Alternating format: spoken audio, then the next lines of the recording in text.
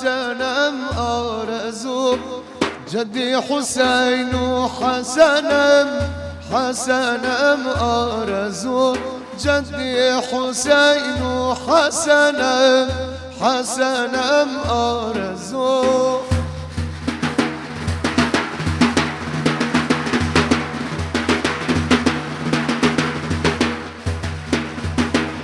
چون هدفم عشقی تو دا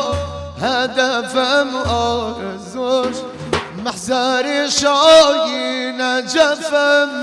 نجفم آرزو باز خوایی وطنم آرزو جدی حسین و حسنم آرزو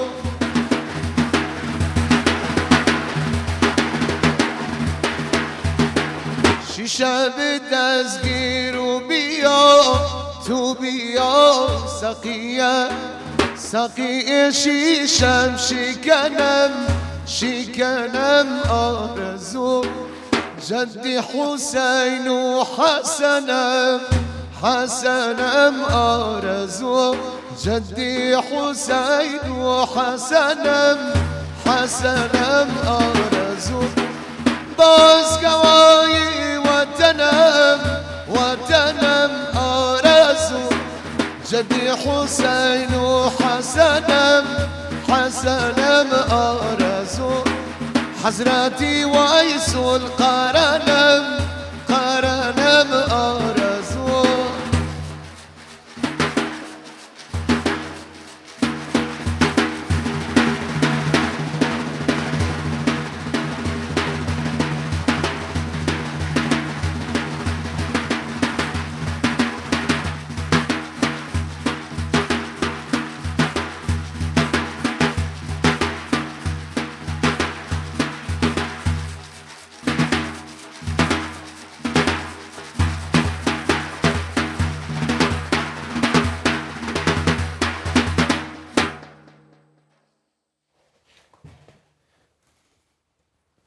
وی دست خوش وی خودش ترازی به وی هر بجی و تدی صاب خیرات و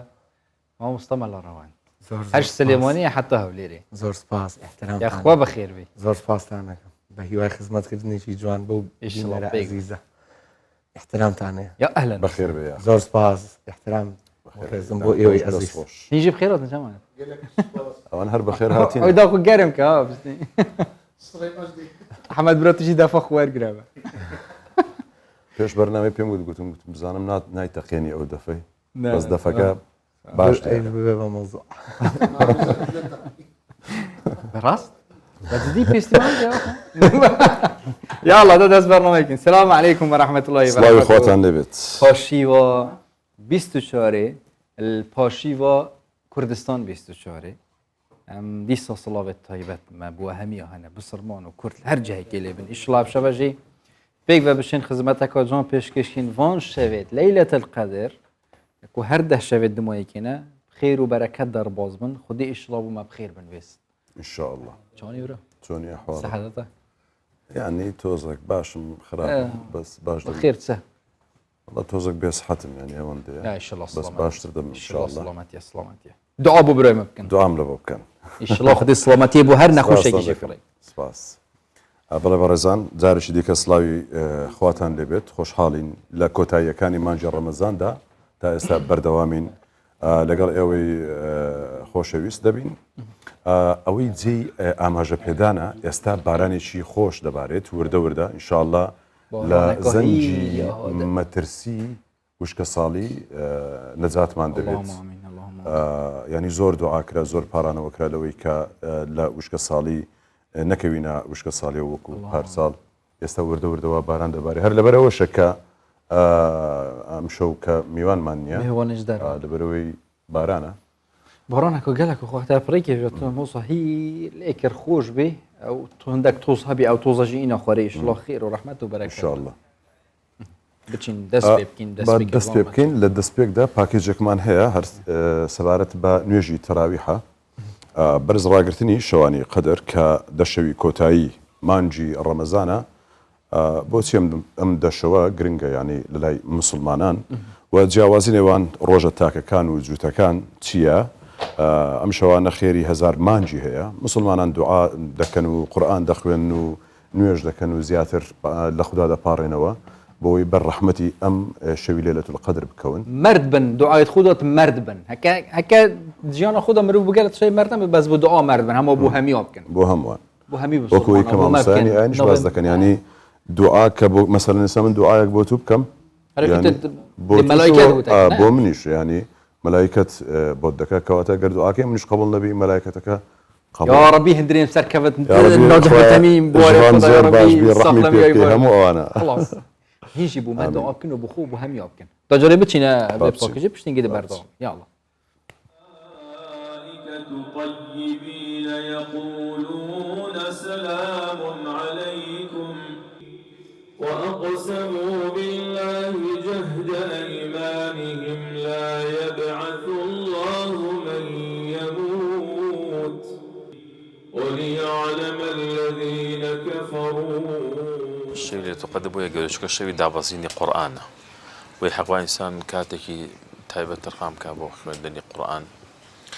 جا الشويش عبادتي تايبتي تاع الشونيوج مسلمانا شونيوجي تياب كانوا رابوسن بخواي قالوا قوموا لله قانتين نعم شان الشوي دعاء ونزاع بارانو أوشك طبعا دعاش هيك العبادة الزور قولة كان إن شاء الله بما كنتم تعملون صراط الذين أنعمت عليهم خلق كومل دعاء كابو خوي جامج لنا وقنوتا بتايبت كوملك دعاء تايبتي ديكين بو والله تمانو بو بارانو بو خوش گزارانی خلق كلها چوني نخوشو ناخوشو تصالان دو شوتم كورونا بو يقدو صال يعني شن ناخوش مسقو نبو بازار نبو خلق جاني لنا راحتي ابو يسصبال بو خوي قول خلق وزعيكو ضلي خوشو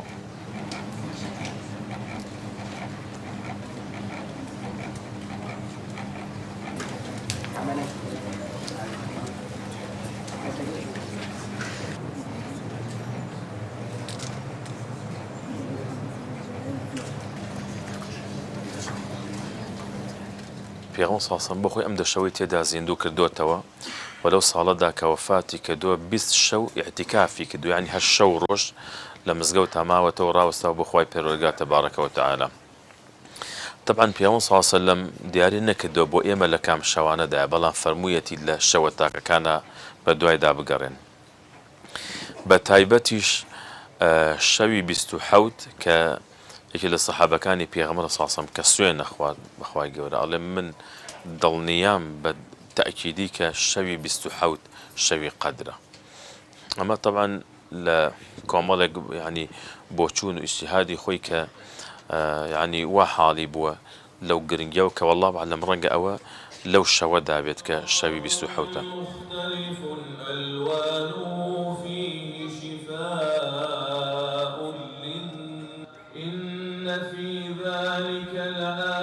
خۆی حکمەتیشی تایە بۆچی شاردراوەتەوە بۆچی دیاریگرن نەکراوە لە فڵانەشەوە بۆ ئەوەی کە مسلمانان تەواوی ئەو دەشەوە عیبادەتی تیا بکەن و ڕابوەسن بۆ خوای گەورە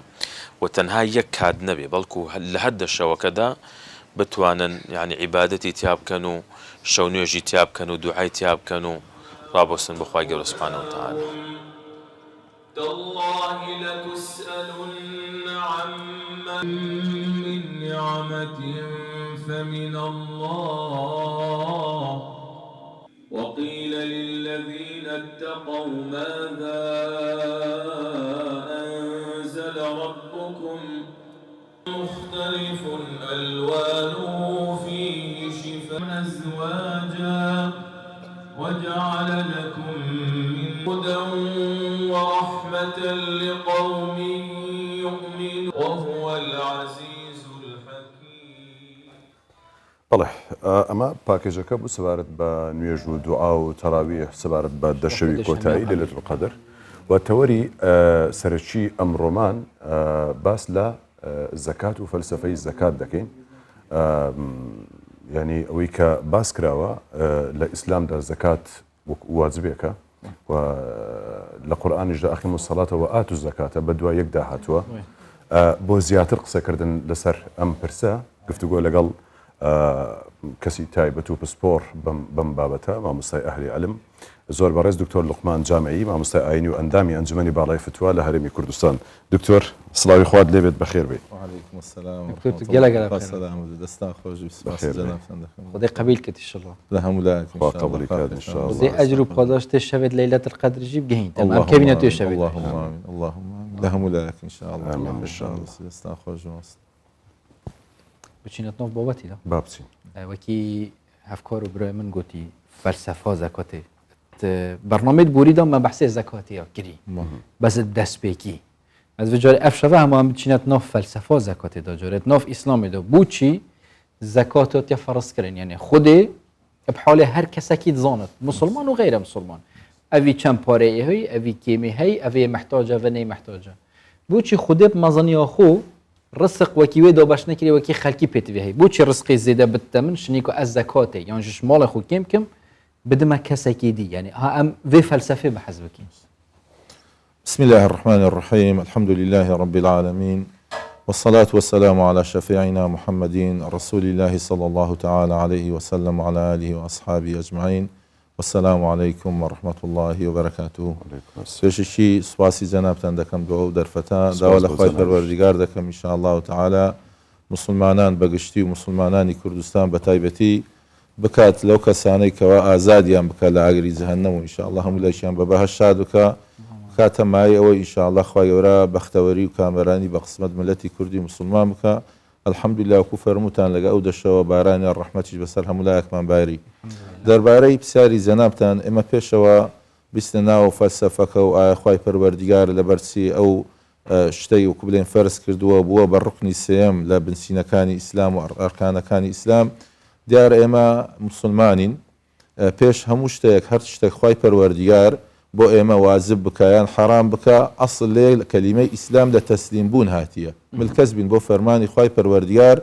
ئێمە دەبی ئیمان و قەناعەتیشمان بە 100% ئەوە بی ئەو شتێک کە خوای گەورە لەسەر ئێمە حەلال دەکات یا خۆت حرام دەکا بە هەردوو لایەنەوە ئەوە سوود و قازانجی بۆ ئێمە هەیە جا خوای پەروەردیگار دەفەرمێ ئەلا یعلم من خلق وهو اللطیف الخبیر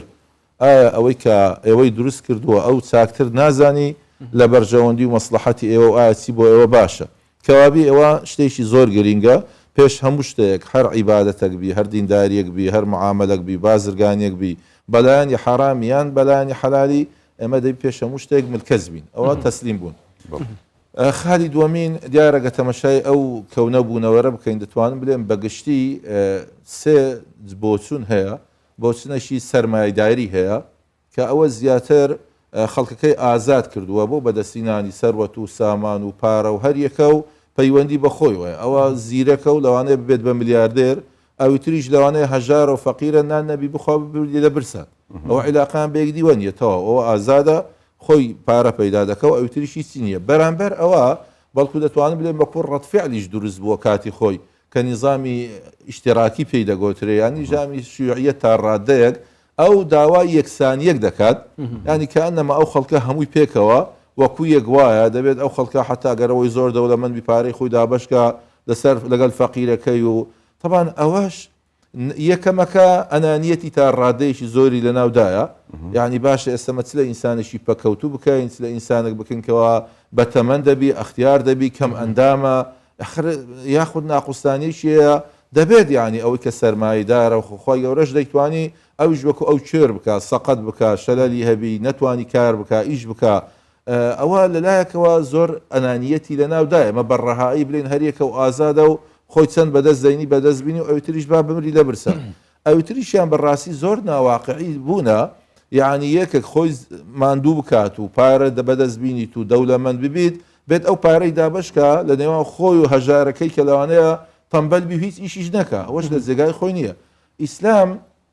دینی خوای پەروەردیگارە لەبەرەوە وحیە و لە لای خوای گەورەتیە لە نێوان ئەو دوو هاوسەنجەشی دروست کردێ لە نێوان ئەو دوو بۆچوونە و دوو فکرەیە لەلایەکەوە ئازادی بە ئینسان داوە بەڵکو منافەسەش لەسەر ئیشی خێر لەسەر پارە پەیداکردن لەسەر معاملە و بازرگانی و تیجارەت و بەدەستینانی پارە و مال بەڵام لە عینی کاتە دەبێت ئەو ئینسانش حالی ببی ئەو پارەیە ئەگەر تەوفیقاتی خوای پەروەردیگار نەبێت ئەگەر بەو ناز و نیعمەتەی خوای گەورە بە ئینسانی داوە ئەو نیعمەتانە یەک نیعمەت لەو نیعمەتانە لەو بەندەیە وەربگرتەوە ئەو ئینسانە هیچی پێ ناکرێت لەبەرەوەش رب العالمین دەفەرمێ وما بكم من نعمة فمن الله حتى دەربارەی صدقة وآتوهم من مال الله الذي آتاكم لە ئەسڵەوە ئەو مالە مالی خوای پەروەردیگارە زەلێرە خوای پەروەردیگار بۆ ئەوە ئەو برایەتی و محەبەت و خۆشەویستیە یەک لە فەلسەفەکانی زەکات ئەوەیە دروست ببی لە نێوان چینی هەژار و فەقیر و کەم دەرامەت و یان بەواتایەکی تر ئەو هەشتینەی کە خوای گەورە دایناوە خۆی کە خۆی داینەوە کەوانە مستحقی زەکاتن لەگەڵ خوا پێداوەکان یعنی ئەو خوا پێداوە کە مالی هەیە سەرۆت و سامانی هەیە کاتێک بە چاوی میهرەبانی و ڕەحم تەمەشای ئەو هەشتینەیە دەکات کە پێویستیان بە ئەوە هەم لەلایەکەوە یعنی ئەوە با باش بزانی لەوانەیە زۆر دەولەمەند وا تێبگا ئەوەی لە ڕووی مادیەوە تەمەشای قەزێکە بکە بڵێ وەڵای من پارەکەم کەم دەبتەوە و هیچ ئیش ناکە ئەس بۆی پێی بدەم یعنی ئەو پارەی لەبەر چ پێ بدەم بەڵام لە حقیقەت و ڕاستیدا لەوانەیە بە زاهیری ئێمە تەمەشا بکەین پارەکەی کەم دەبتەوە ئەگەر نا خۆی فەلسەفەی زەکات کەلیمەی زەکات یعنی ئەنەما یعنی ئەزیادە هەندێک لە زانایان دەڵێن زیادە معنای چییە سێچار معنای لێ دەدەنەوە هەندێکیان دەڵێن ئەو پارەیە ئەسڵەن کەم نابتەوە بە زەکات لەبەرەوە ناویان لێ نایە نەما خوای گەورە دەفەرمێ وما أنفقتم من شيء فهو يخلفه هەر کاتێک شتێکت بەخشی ئەوە خوای گەورە فهو يعقبه بەفاء تەرتیب و تعقیب لە دوای مباشرەتەن لە شوێنی دادەنێ وهو خير الرازقين کەواتە پارە کەم نابی بەڵکو لە فەرمایشتی صحیحی پێغەمبەری شاتوو عليه الصلاة والسلام کە ئیمامی بوخاری و مسلم بۆمان ڕیوایەت دەکەن ما من يوم يصبح العباد فيه إلا وملكان ينزلان فيقول أحدهما اللهم أعطي منفقا خلفا ويقول الآخر اللهم أعطي ممسكا تلفا هەموو ڕۆژێک هەموو بەیانێک بەسەر ئادەمی زاد داتێت دوو مەلایکە دادەبەزی بۆ ئاسمانی دنیا یەکێکیان دوعا دەکات تەمان دوعای مەلایکەتیش قبولە یا ڕەبی خوایە ئەوەی مال دەبەخشی ئەوە زیاتری پێ ببەخشە ئەوەی مالیش دەگری یارمەتی هەژاران و یاخۆت ئەوانەی کە پێداویستیان پێەیە نایداد خوایە مالەکەی بە تەلەف ببە کەواتە ئەو مالە لە حقیقەت و ڕاستیدا کەم نابتەوە پێغەمبەری سەروەرمان لە فەرمایشتێکی دی صحیح کە ئیمامی مسلم وما ڕیوایەت دەکات دەفەرمێ ما نەقەسەت صەدەقەة من مال بە سەدەقە کەم نابی کەواتە لێرە ئەوە لە لایەکی تریش با دڵنیابی ئەو دەولەمەندە کاتێک ئەو مالەیە دەبەخشی ئەو مالە دەبەخشتە خوای پەروەردیگار پێشەوە ببەخشیت بۆ ئەو فەقیرە بۆ هەژارە ڕۆکو لە حەدیث وارد بووە لە قیامەتە کە دەولەمەندەکەی جمالی نەبەخشیە خوای پەروەردیگار کە محاسبەی دەکات پێی دەڵێ ئەو بەندەی من هەژار بوو فەقیر بوو دەمتوانی توش وەکو ئەو هەژار بکەم دەمتوانی ئەوەی کەوا ئەو ناقستانیە نەیتوانیە ئیش بکات توش مالێ کردبایە من فەقیر بووم بۆ یارمەتیت نەدام دەڵێن خوا تو فەقیر نییە ئینەکە غەنیٌ عن العالمین دەفەرمێن من لەلای ئەو بەندە هەژار و فەقیرەکەی خۆ بووم چاوەڕوانی تو بووم بۆ ئەو یارمەتی بدەی کەوابی لێرە ئێمە لەلایەکەوە لە دنیا ئەو برا دەولەمەندا ئەو برا خوا پێداوە مادام بۆ خوا ئەو کارە ئەنجام دەدا خوا گەورە بەرەکەت دێختە ناو مالی ئەوە لە حەقیقەت و ڕاستیدا دەبی ئەمە ئەو شتەیە بزانین ئینجا لەلایەکی تر ئێمە خۆ بەتەنیا ئەو دنیامان نییە یعنی لەلای خوای گەورە وەکو بەشەر نییە زاری وا دەبی بەشەر پیاوەک ئیش دەکات بۆ نەفەرە کاتا ئێواران 2 مانگ 3 مانگ لەوانەیە پارەکەی بخوا بەڵام لەلای خوای پەروەردیگاری هیچ شتێک ون نابی بەقەدەر تۆسقالە زەڕێک فمن يعمل مثقال ذرة خيرا يره ومن يعمل مثقال ذرة شرا يره هەمووی دەبی بە چاوی خۆمانیش ببینەوە بەقەدەر تۆسقالە زەڕەشیش بی کەوابی لەلایەکی تر بۆ ئاخیرەت کەمە دنیایەکی ترمان هەیە مسلمانین ئیمانمان پێەیە ئەوانەی کەوا مال دەبەخشن لە پێناوی دینی خوای گەورە و زەکات لە مالی خۆیان دەردەکەن خوای گەورە لە سوورەی مؤمنون لە سەرەتاوە دەفەرمێ قەد ئەفلەح المؤمنون بەتەحقیق ئەوانەی ئیماندارن ئەوە بردووەتانەوە قازان زیان کردیە ئینجا هەم لە دنیا هەم لە ئاخرەت لە کۆتایی ئاەتەکان یەک لەوان کە ئەوانەی کە مؤمنن والذين هم للزكاة فاعلون لكوتاي آياتك خواه دفرم أولئك هم الوارثون الذين يرثون الفردوس هم فيها خالدون أوانا ميراثگری جنة الفردوس خواه يورد جنة الفردوس بقسمت أوانا دكات كوابي ليرا أو برا كبارة داد مالەکەی بە دڵنیابی لەلایەکە و بەرەکەتی دەکەوتناو گەشە دەکات زیاد دەبیست کە زەکات یەک لە معنایەکانی زیاد بوون لەلایەکی تر خوای گەورە جەنەت الفردەوسی بە قسمت دەکات ئەوەش کەواتە قازانجی شیری بۆ ئەوترە خالە شیری زۆر گرنگ لە فەلسەفەی زەکات خوای گەورە دەفەرمێ بە پێغەمبەر عەلەیهی سەڵات وسەلام خذ من ئەموالهم صەدەقەة تطهرهم وتزەکیهم بها یعنی ئەتو سەدەقان لێ وەرگرە بۆ چکە بۆ خۆیان باشە ئەو حقد و ڕق و چین و ئەوە نامینێ ینی ئێمە ئەسڵ وایە بەشەریەت بەعام ببین بە برای یەک هەو ڕێگا وەسائیلانەی کە دەبتەمایەوەی ئەو برایەتی و محەبەتە دروستکە لە نێوانمان زەخوای ئەوە دایمە ئەگەر تەمەشاکەین لە زۆر شوێن زۆر ئەحکامی شەرعی خوای پەروەردیگار کاتوە یەک لە هۆکارە سەرەکیەکانی فەلسەفەکانی ئەوەیە ئەو برایەتی و محەبەت و خۆشەویستیە لە نێوان بەشەریەت دروست بکە بەڵام ئەگەر ئێستا ئەو زەکاتەوە ئەو خێر و سەدەقە نەبێت لەوانەیە ئەو فەقیر و هەژارەیە دوعای شەڕ ڕەبووی بکە لەوانەیە حەسادەتی پێ بە لەوانەیە تەماعی بکات بەڵام کاتێک مالی پێبەخشی بە پێچەوانەوە هەم لەلایەکەوە وجدان و زەمیری ئاسوودە دەبی دەڵێ الحەمدولله ئەستا هەمومان دکتور ئەمە ئاکاس ئەس بێ پورتی بێژم ئەسڵێ فەلسەفە زەکۆتی ئەوە جارێ عبدێت خودێت ناوبینە خودت هەڵی قوربن چونکی خودێ منە توندرینە بە حەشتێ فروشتەوانە یعنی پارێوان مەسەلە ئەوە بەڵێ نانە بە بێشکە خۆ من نەکی لە زەکات مەوەستا یعنی ئەسڵەن ئەو عیبادەتانەی کە ئێمە دەکەین یعنی حتا ئەو مالە یەک لە زانایان دەلێت خوای گەورە مالی خۆی دەداتەمە دەلێت بە مالی من خێر بکە دوایە من پاداشت دەدەمەوە تەمان کەس شتی وا ناکە لە دنیاوانیە بەڵام خۆی گەورە وایە وآتوه من مال الله الذي آتاكم هەر مالی خوای پەروەردگار پێمان دەدات و دوایمە پێ دەبەخشنەوە دەمان باتە ناو بەهەش کەواتە لە ئەسڵەوە کو جەنابەت فەرموویت یعنی ئێمە بەندەی خوین بەڵام لە عینی کاتەش ئەو فەلسەفانەشی لە ناودایە يعني أو هاوسنجا كي لا يكون دولة بين الأغنياء منكم يعني تينك بشتا عاسمان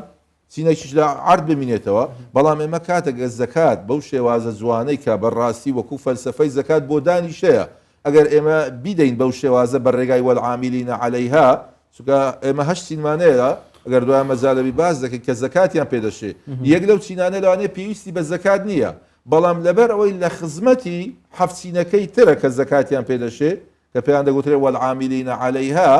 یعنی ئەوانە بە شێوازێکی جوان بکرێ هەژار نامینێ فەقیر نامین نەکی لە هەژار و فەقیر چونکە مە زەکات گەلە جارە باز لە فوقەرا و مەساکین دەکەین بەڵام ئێمە شەش تینی دیکەشمانەیە ئەگەر ئەوە کرا یعنی حتا مامەساش قسان دەکە دەوێتی بکە ئێمە لە سەردەمی عومەری کوڕی عەبدولعەزیز ڕەزا و ڕەحمەتی خوای گەورەی لەسەر بێ ئەو فەلسەفەی زەکات بەڕێگای والعاملین عەلەیها دابەشی کرد حتى أوانيك والعاملين عليها بون كذا سوز زكاة كان لا أخوا بيداون ورد قردو دا بشيان ذكر بسروك مستحق زكاة خبريان دا قلت يان ما مستا هجار نما فقير قلت هجار نما أو زاري قرزارا بدنوا لباشان فرمونا قرزاري جنمان لباشان فرموي بوغن زكاة جن بينن همو بو ورتر قسە لەسەر ئەو پرسە دەکەین ئەوەی کە باس کرد ئێستا لە ڕووی ینی فەلسفەی زەکاتەوە کەچی بوو ئەگەر بێ باسی حکمی زەکات بکەین لە قورئاندا خدای گەورە دەفەرمێت ینی ئەقیمی الصەلات و ئاتو الزەکات بەدوو یەکدا هاتووە ینی زانایان ڕایان چییە سەبارەت بەمە کە کەسێک ئەگەر باوەڕی بە زەکات نەبێت یاخود زەکات نەدا حکمی چیە لە ئیسلامدا طبعا زكاة وەکو باسم کرد بنسینەی سێمە لە بنسینەکانی ئیسلام بنیە الئیسلام على 5 پێغەمبەر دەفەرمێ ئیسلام لەسەر ئەو 5 بنسینەیە دامەزراوە کەواتە چۆن بینایەتە ئەگەر 5 کۆڵەگەی هەبی 5 ئەستونی هەبی هەر یەک لەو ئەستونانەی لێ بکەوە بینایەتەکە بەشێکی دەڕوخێ کەواتە ئەوەندە گرینگە و 5 کە یەکەمینیان شەهادەی لا ئیلاهە ئیلا الله محەممەد ڕەسوڵ الله بەوەی دەبین بە ئیسلام دووەمینیان نوێژە سێمینیان زەکاتە چارەمینیان ڕۆژووە پێنجەمینیان حەجە کەواتە لێرە حکمی زەکات ئەوە واجبە فەرزە ئەوەی ئایا زەکات نەدات تەوان ئەوەی بیدات گوتمان ئەجر و پاداشتێ هەم لە دنیا خوا مالی بەرەکەت دەکات دەکات هەم دڵ پاشی و سافیتی و بەرامبەر بە هەژار و فەقیرەکان و خوا ئەوانە پێویستیان پێ دوعای خێریان بۆ دەکرێت بەڵام ئەوەشی کە نادا بەرامبەر ئەوە ئێمە دوو کەسمانەی ئەوانەی زەکات نادەن هەندێکیان ئینکاری زەکات دەکەن دەڵێن زەکات نییە واجب نییە ئێمە نادەین ئەوە باوەڕیان پێنی ئەوە باوەڕیان پێنی ئەوە بە ئیتیفاقی هەموو عولەمایان هەموو مسلمانان ئەوانە کافرن لە ئیسلام دەردەچن بۆ چونکە تو ئیسلام ئەمە دوو جۆرە حکممان هەیە دوو جۆرە بابەتمان هەیە بابەتمان هەیە قەطعیە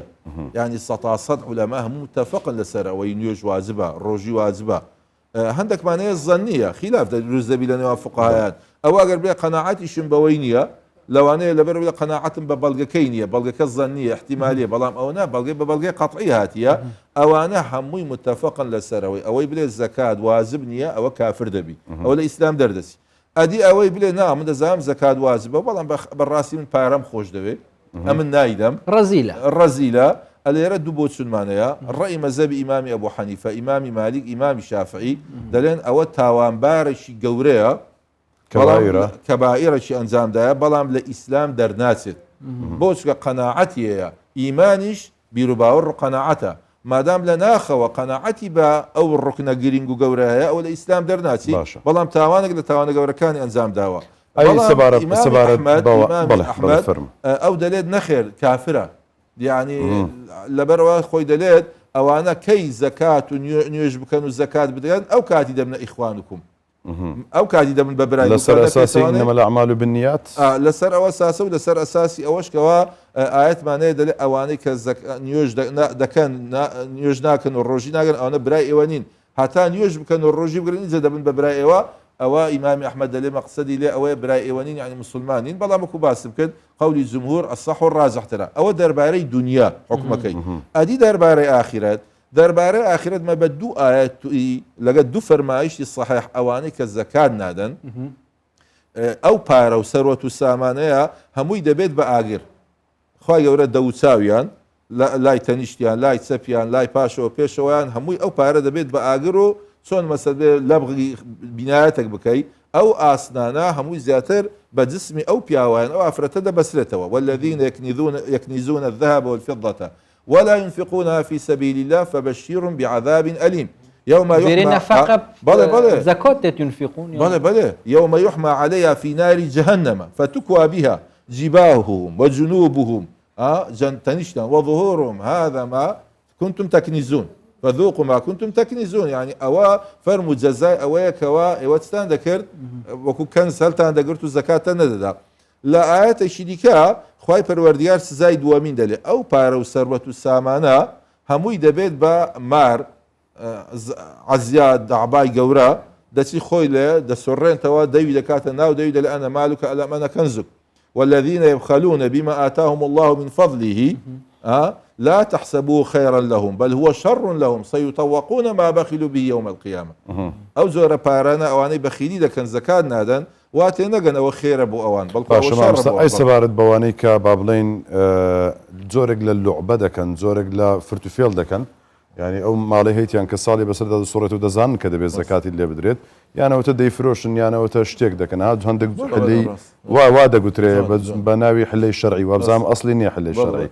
ئەوانە تاوانەکانیان چێ والله جا خۆی مامۆستا ئێمە تعاملمان لە بەرامبەر شیە بەرامبەر خوایە لە خوای گەورەش بوو نابی ئەمن تو لەوانەیە بتوانین فێلێکدی بکەین وانە چونکە من تو غەیب نازانی بەڵام خۆی گەورە دەفەرمی ئینەهو یعلەمو السر وأخفى زە قسەیشی جوان کردە تۆ فەرمایشتی ناو ئینەمە الأعمال بالنیات خۆ خۆی گەورە ئاگاداری بە ناخی ئینسان وەیە حتا ئێمە دەربارەی نیەت پێغەمبەر عەلەیهی السەڵات وەسەلام دەفەرمێ هەموو ڕۆژانی دووشەمە و لەگەڵ پێنجشەمە مەلایکەتەکانی خوا کاروکردەوەی ئادەمیزاد بەرز دەکەنەوە لە ناوەڕاستی ئاسمانەکان خوای پەروەردگار بە مەلایکەتەکان دەلێ هەندێک لەو کردوانەی ئەو بەندانەی من باوێنەوە خوار پیسەوە لۆ دەیەوە ڕیای لەگەڵدایە و مەقسەدی من نەبووە لۆ خوای گەورە فەرمی ئیلەیهی یەصعەدو الکەلیمو الطەیب والعەمەلو الصالح یەرفەعه بەڵام هەندێکی ترتان دەلێ نەنووسیە دەی خوای ئەمە بە زاهیری حکوممان کردیە نادەلێ کەسانی وا هەبن زۆر مەقسەدیان خێر و سەدەقە و چاکە و ئیشی باش بوو بەڵام نەیان بوو حەولیاندا ئەوان لەبوو بە خێر بنووسن لەبووان بە ئەجر بنووسن کەواتە مەقسەدم لەسەر قسەی جەنابەتە ئەوەی ئەو زۆرە فرت و فێل و غەشەیە دەکات ئەوە غەش لە خۆی دەکات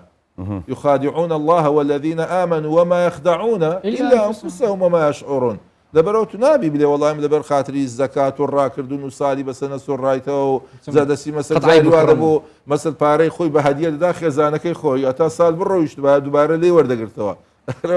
شتی وات چۆن إلى الكيك فقير ئێوانیە تۆ وەکو جەنابەت فەرمووت عیلە لەگەر کێ دەکەی خۆ لەگەڵ خوای گەورە ئەو شت فرت و فێل و غەشەیە ناکرێ إذا بالراسي يشدي لو مصيبة جورانا ما وصى يعني ما باران الرحمة الحمد لله استباري الحمد لله بلا يقلو اشتاني كدبته كار بالراسي باران دانا باري زكاة ما منع قوم زكاة أموالهم إلا منعوا القطر من السماء إن شاء الله هذا اللي هندي بتخلكي دي زكاة إن شاء الله أو خلكان من آقاما ليه وكما مستان لخواي بزياد يعني أوصل خلكي شيء زار زور بتايبتي لو كاتي لا فوق كان هذا يعني بالراسي بتايبتيش خلشي هولير يعني ما شاء الله زور لبو خير إشي باش لكن لخواي بزياد بيلقى شهر كان دي شمويوان يعني أو خير وصدقانا يعني دبتم معي وإخوة بركات بيختها ناوشت يعني تمشى لك مثلا الصدقة تدفع البلاء يعني الصدقة بلاء لسر إنسان لا دبا بلان بيسوانوش أجا الصدقة نكرا بەڕاستی دەبتەمایەوەی بەرەکەت نەمینێت لەسەر ئەو خەڵکەیە بەڵام ئینشاءالله و بارانی ڕەحمەتی شات و خوای دعاکردنەوە بارانێک چێ بەن و کە باران تێ دکتۆر اللهم صيبا نافعا بەڵێ طبعا اللهم اسقنا الغيث إنشاء الله سهل هەر باشە بەڵام لە عینی کاتەش دەڵێن اللهم مثل حوالينا لا حلينا مثال يعني مثل صيبا نافعا وكو زنابت فرمود يعني بارانشي مثل غيث بي نكزياتر مطر بي كغيث بنير بي بيت اخوار مطر وكسل همو دغلو دانا كان بشين توا دعا بکەین قەلبێ بارانبارینە دعا بکەن دکتۆری انشاءالله دعای باران باریم که بایمش آمینی لەگەڵ عذاب و ئەویتر نەبی يعني داواکارین لە خوای پەروەردگار انشاءالله ئەو بارانە بەردەوام بی لەسەرمان بارانی ڕەحمەت بی بارانێک بی کە سوود و پیتی هەبی انشاءالله تعالی بۆ ئادەمیزاد بۆ ئاژەل و حیوانەکان زەور و زیانی نەبی بۆ دەغڵودان و یاخود بۆ ئەو خەڵکەیە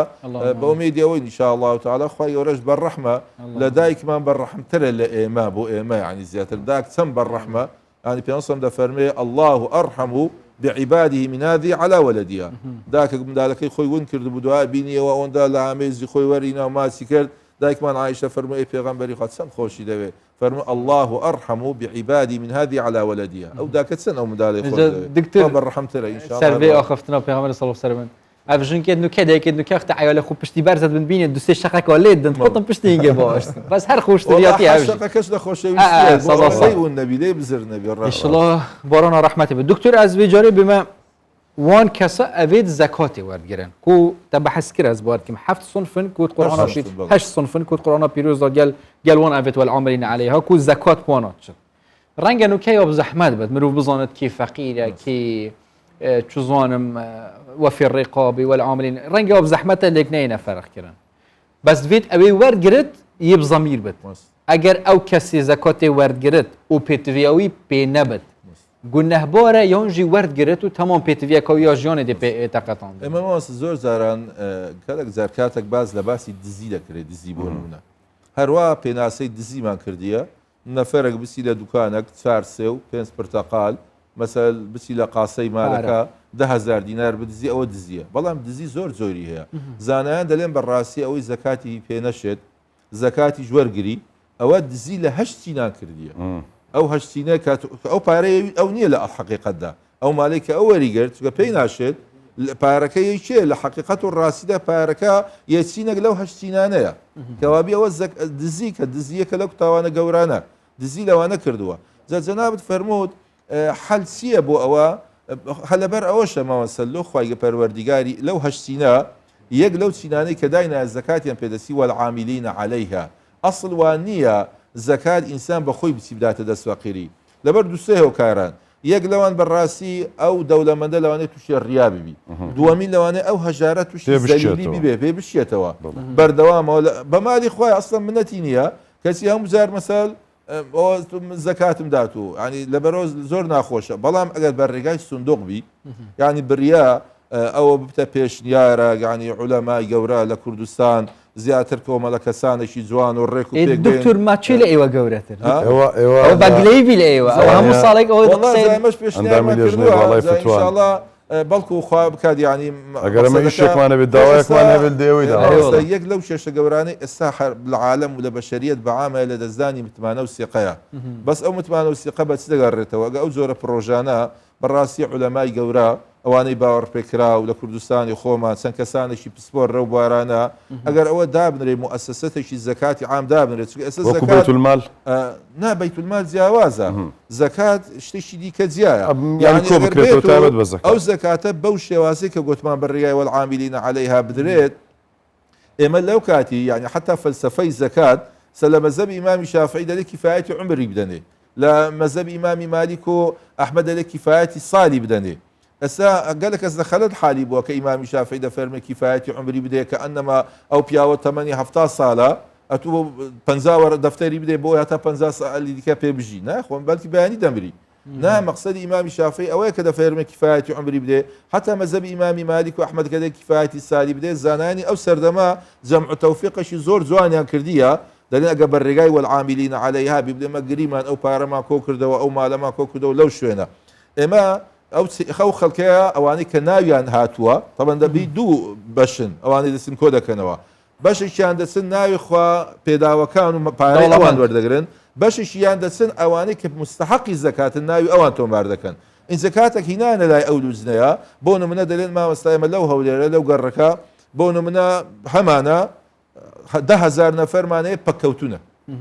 ئەوانە هەر ئیشیان پێ ناکرێت ئەوە مەزەبی ئیمامی مالیک و ئەحمەد کە دەڵێت کیفایەتی سالیان بدەین مەقسەدی ئەوەیە معاشیشیان بۆ بڕنەوە معاشی ماگانە معاشی ماگانە بەش 1 سالیان بکە لەبەرەوە ئیشیان پێ ناکرێوانە پەکەوتونە ئێمە لە پارەی زەکات بۆ نمونە مەسەل 300,000 400,000 بە پێ عائیلەکە ئەوە بۆی مەسەل دابین دەکەین گریمانیان بەشێک لەوە تەمەخۆ لە مؤسسەی زەکات ناتوانانی ئەو شتام بکە بەڵام ئەوەی کە معاشی نەبی ئەوەی با بڵێن نەتوانی ئیش بکە ئەو بەشێک وایە ئەو زارێ کیفایەتی عمر چیە ئەوەی مەزەبی مامی شافعی کیفایەتی عمر ئەوەیە گەنجێک ئیشکەرە کاسبە تێدەڵێ مامەستا ئەی لوزنە بەخوا ئەمن حەدادێکی زۆر زیرەکەم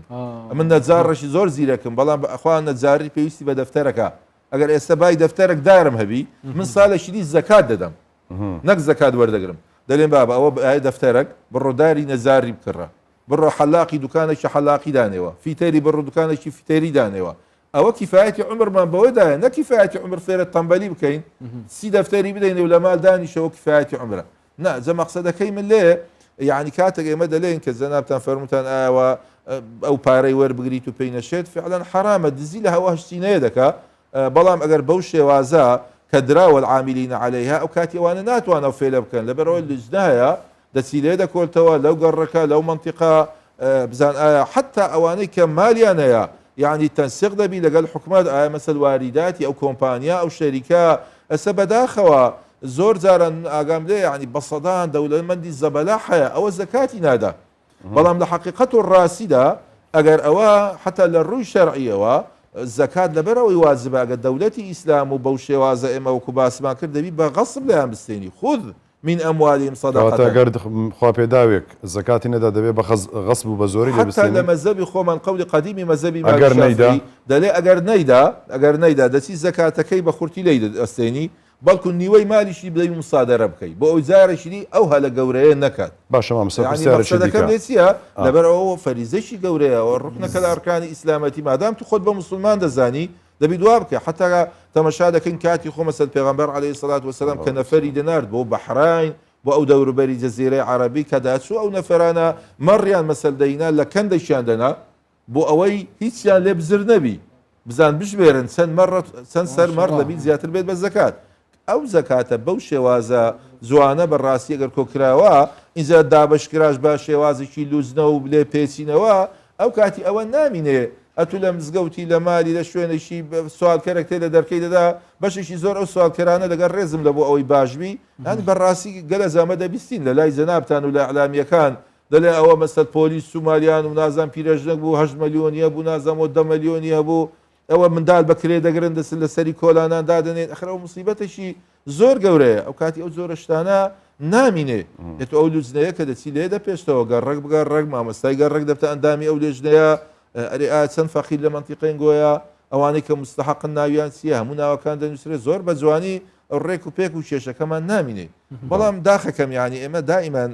زۆر جاران زۆر کەس هەیە مەسەل دەڵێ باشە مەوەستە ئیسلام ئەنگۆ دەڵێن ڕەحمەتە هەمووی خۆشیە ئەدی بۆ ئەو ڕەحمەتەمە نابینین لەبەرەوەی نابینین بەو شێوازەی کە خوای گەورە دەیەوێت ئێمە جێبەجێ ناکەین خەلەلەکە لە خۆمانە قل هو من عندی أنفسکم خەلەلەکە لە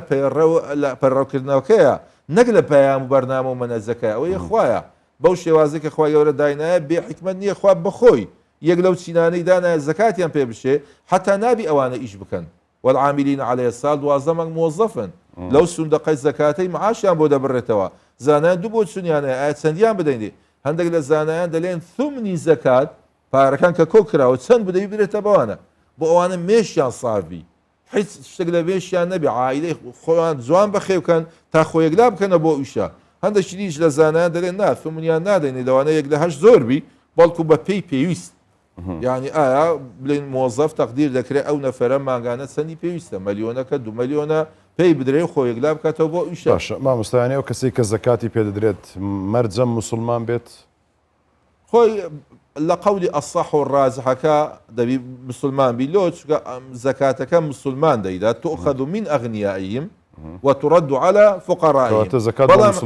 بەڵام سەدەقەت دەکرێ بدەی لە بۆ مسلمانیش بەڵام وەکو زەکات وەکو فەرز لەبەرەوە کولایانی پەیوەندی بە دین وەیە زیاتر لۆ مسلمانانە لە دەوڵەمەندی مسلمان دەسنرێ لە دەوڵەمەندی ئەو دەدرێتەوی بەڵام هەندێک لە عولەمای معاصر دەڵێن ئەگەر برا مەسیحیەکانیش خۆیانیش مەسەل بەشدار بوون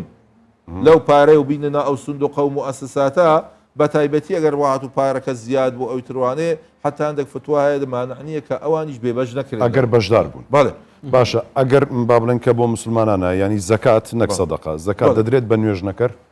نوێژنەکە کەسێک کە نوێژ ناکات وەکو باسم کرد ئەگەر بڵێ من ئیمانم پێ نییە و کافرەوە حالی دەتا حالی کافرەکانەوە لە جێ خۆی نییە بەڵام ئەگەر بڵێم نوێژنەکەرە و کەسی پیاوشی بەڕێزە و پارەکەی سەربەڵی بەڵام لە تەنبەلیتی لای جمهوری عولەمایان مادام مسلمانە بەڵێ دەکرێت زەکاتی پێ بدەیت بەڵام باشتریش وایە بدەی بە ئینسانی چاک و باش تاوەکو بە ئینسانی وا بێدین بە تایبەتی ئەگەر بزانی بێدینیەکەی بەهۆی ئەوەیە لەوانەیە پارەکەی لە عائیلەکەی سەرف نەکات ئەو بابەتێکی دیکە جاری وایە کابرا نوێژنەکەریشە بەڵام پارەکەی خراپ نییە لە لای جمهوری عولەمایان دروستە پێی بدەی دکتۆر درستە هەر چەند ساڵە مرۆڤ زەکاتە خۆ بدەتە مەسەلەن نەفەرێکی نەگەلەکە مەسەلەن ئەف ساڵە دێدمە مثلا ئەحمەدی ساڵەکەی دێدمە ئەحمەدی دو ساڵی دیژە هەر دێدمە ئەحمەدی ئەمە من ئەحمەدی گرتی واز دێ هەردمەوی درستە یان ژیوێت وەڵا لە جێگای خۆی نییە ئەسڵ لە زەکات ئەوەیە ئەگەر هەدبی بدەی بە هەر هەشتینە لۆ خۆی گەورە هەشتینی داناوە ئەو هەشتینە ئەگەر بوو دەبێت بدەی بە هەر هەرشتینە لە مەزەبی خۆمان دەلێت بەلایانی کەم بدەین بە سێسینە بەلایانی کەم سێسین لەو سێسینانەی کە هەمانە زەکاتیان پێ بدەین بۆ ئەوە زەکاتەکە بەتەنیا بۆ یەک نەفەر و یەک شەخص نەبی ینی پەرد بکرێت بوو لە بۆ ئەوەش و لە بۆ ئەوەش و لە بۆ ئەوەش و یعنی هەموو سینەکان بۆ ئەوەی مەعیلاقە و پەیوەندیمان ئیلا لەگەڵ ئەوەی فەقیر و هەژار نییە یعنی تو کاتێک بێ فی سەبیلی الله کابرا دەستی لە پێناوی من و تو غەزا دەکا ئامادە ڕۆحی خۆی ببەخشی لە پێناوی دینی خۆی گەورە باشە ئێستا تۆ پێویست دەکا پارەی بۆی بدەی بۆی مال و منداڵی خۆی پێ بژێنی مەسەل کاتێک دەڵێ ئیبن السەبیل باشە کابرا لێ قەومایە لەوانەیە لە شوێنی خۆی دەوڵەمەند بی هاتی تە ئێرە خۆ ئاوارە و تەرتیبات و ئەو شتانەگە لە زاتێن لەوانەیە ڕایان کردو تەواو هیچیان لە دەست نەما تەواو ڕۆیشتن ئەخر ئەوە دەبی پێیان بدەین و دکتۆر هەکەیەکی زەکاتە خۆ دەرەخست بۆ نمونە 500 دلارن وان 500 دلار بدەتە ئایلەکێ کەیفانە زێدە بێت یان وان 500 دلار بدەتە 5 ئایلە یعنی ها پیچێکی هەرێک 100 دلار پیچێکی کەیفان ئەوە خۆی ماوەستا من گەلێک زار دەڵێم ئەمە دوو حالەتمان هەیە ئەستەگە لە زەبرادەر و پرسیارە لە من دەکەن دەڵێ ماوەستەمە باشتر وانە بچین خانی بۆ مەسەل فەقیرێک بکەین ئەو فەقیرەیە ڕزگارکەین من چ وەڵام دەدەمەوە دەڵێن مەدەوی بین تەمەشای وەزعەکە بکەین ئەگەر فەقیرمان یەکجار زۆر بوو نا ئێمە باشتر وایە لە زیاتی 5 دەفتەر بدەینە یەک فەقیر ئەو 5 دەفتەرە لەوانەیە بتوانین ئەو ساڵ بەلایانی کەمە تا دنیا وەزعەکە باش ببی ئینشاءڵڵا بە تایبەتی بڵێن بۆ منە ڕاتب نییە وەزع خراپە لایانی ئابووری باش نییە ئەو خەڵک هەموو پێویستی بە پارەیە ئەلەو حالەتە نائەتوو ئەو 5 دەفتەرەی لەوانەیە بۆ ئەو ساڵە بتوانی 20 عائیلە ڕزگار بکەیت جا باشە تو 20 عائیلە لە برسیاتی و فەقیریە ڕزگارکەی باشترە یان یەک عائیلە خانی لەبۆ بکەیت لەبەرەوە ئەگەرمە ئەو قۆناغەمان بڕی با بڵێن ئەو فەقیر و هەژارانە نەمان لەو قۆناغا یعنی ئەوە بۆ قۆناغی دووەم بی کو گوتمان عومەری کوڕی عەبدولعەزیز وای کرد لۆ گوتمان کە دەڵێن بەڕێگای وەڵعامیلینە عەلەیها بیچکە ئەهەم هەیە و ئەهەم هەیە و یەک بەدوای یەکە ئێمە لە هەموو شتە گرنگتر ئەوەیە کابرا لە برسیاتی نەمری لە برسان لەوە ڕزگاری بکەی وانە کاتێک زانیمان لەوە ڕزگار بوو دانێ قۆناغی دووەمین بێ قەردی بدەینەوە قۆناغی سێمین با سکونەی لۆ دروستکەین قۆناغی چارەم بێ باش ژنی بۆ بینین یعنی ئەوە بەپێی ئەو مەرتەبەیە بڕە بەڵام ئەگە بڵێن وڵی نا من یەک فەقیر ڕزگارکەم و خەڵکەکەش زۆر محتاجە ئەو کاتە چەند کەسانێکمان ڕاست کردەوە بەڵام بەدەیان خەڵکی دیریشمان فەرامۆشمامستای سەبارەت بەوانەی با بڵێن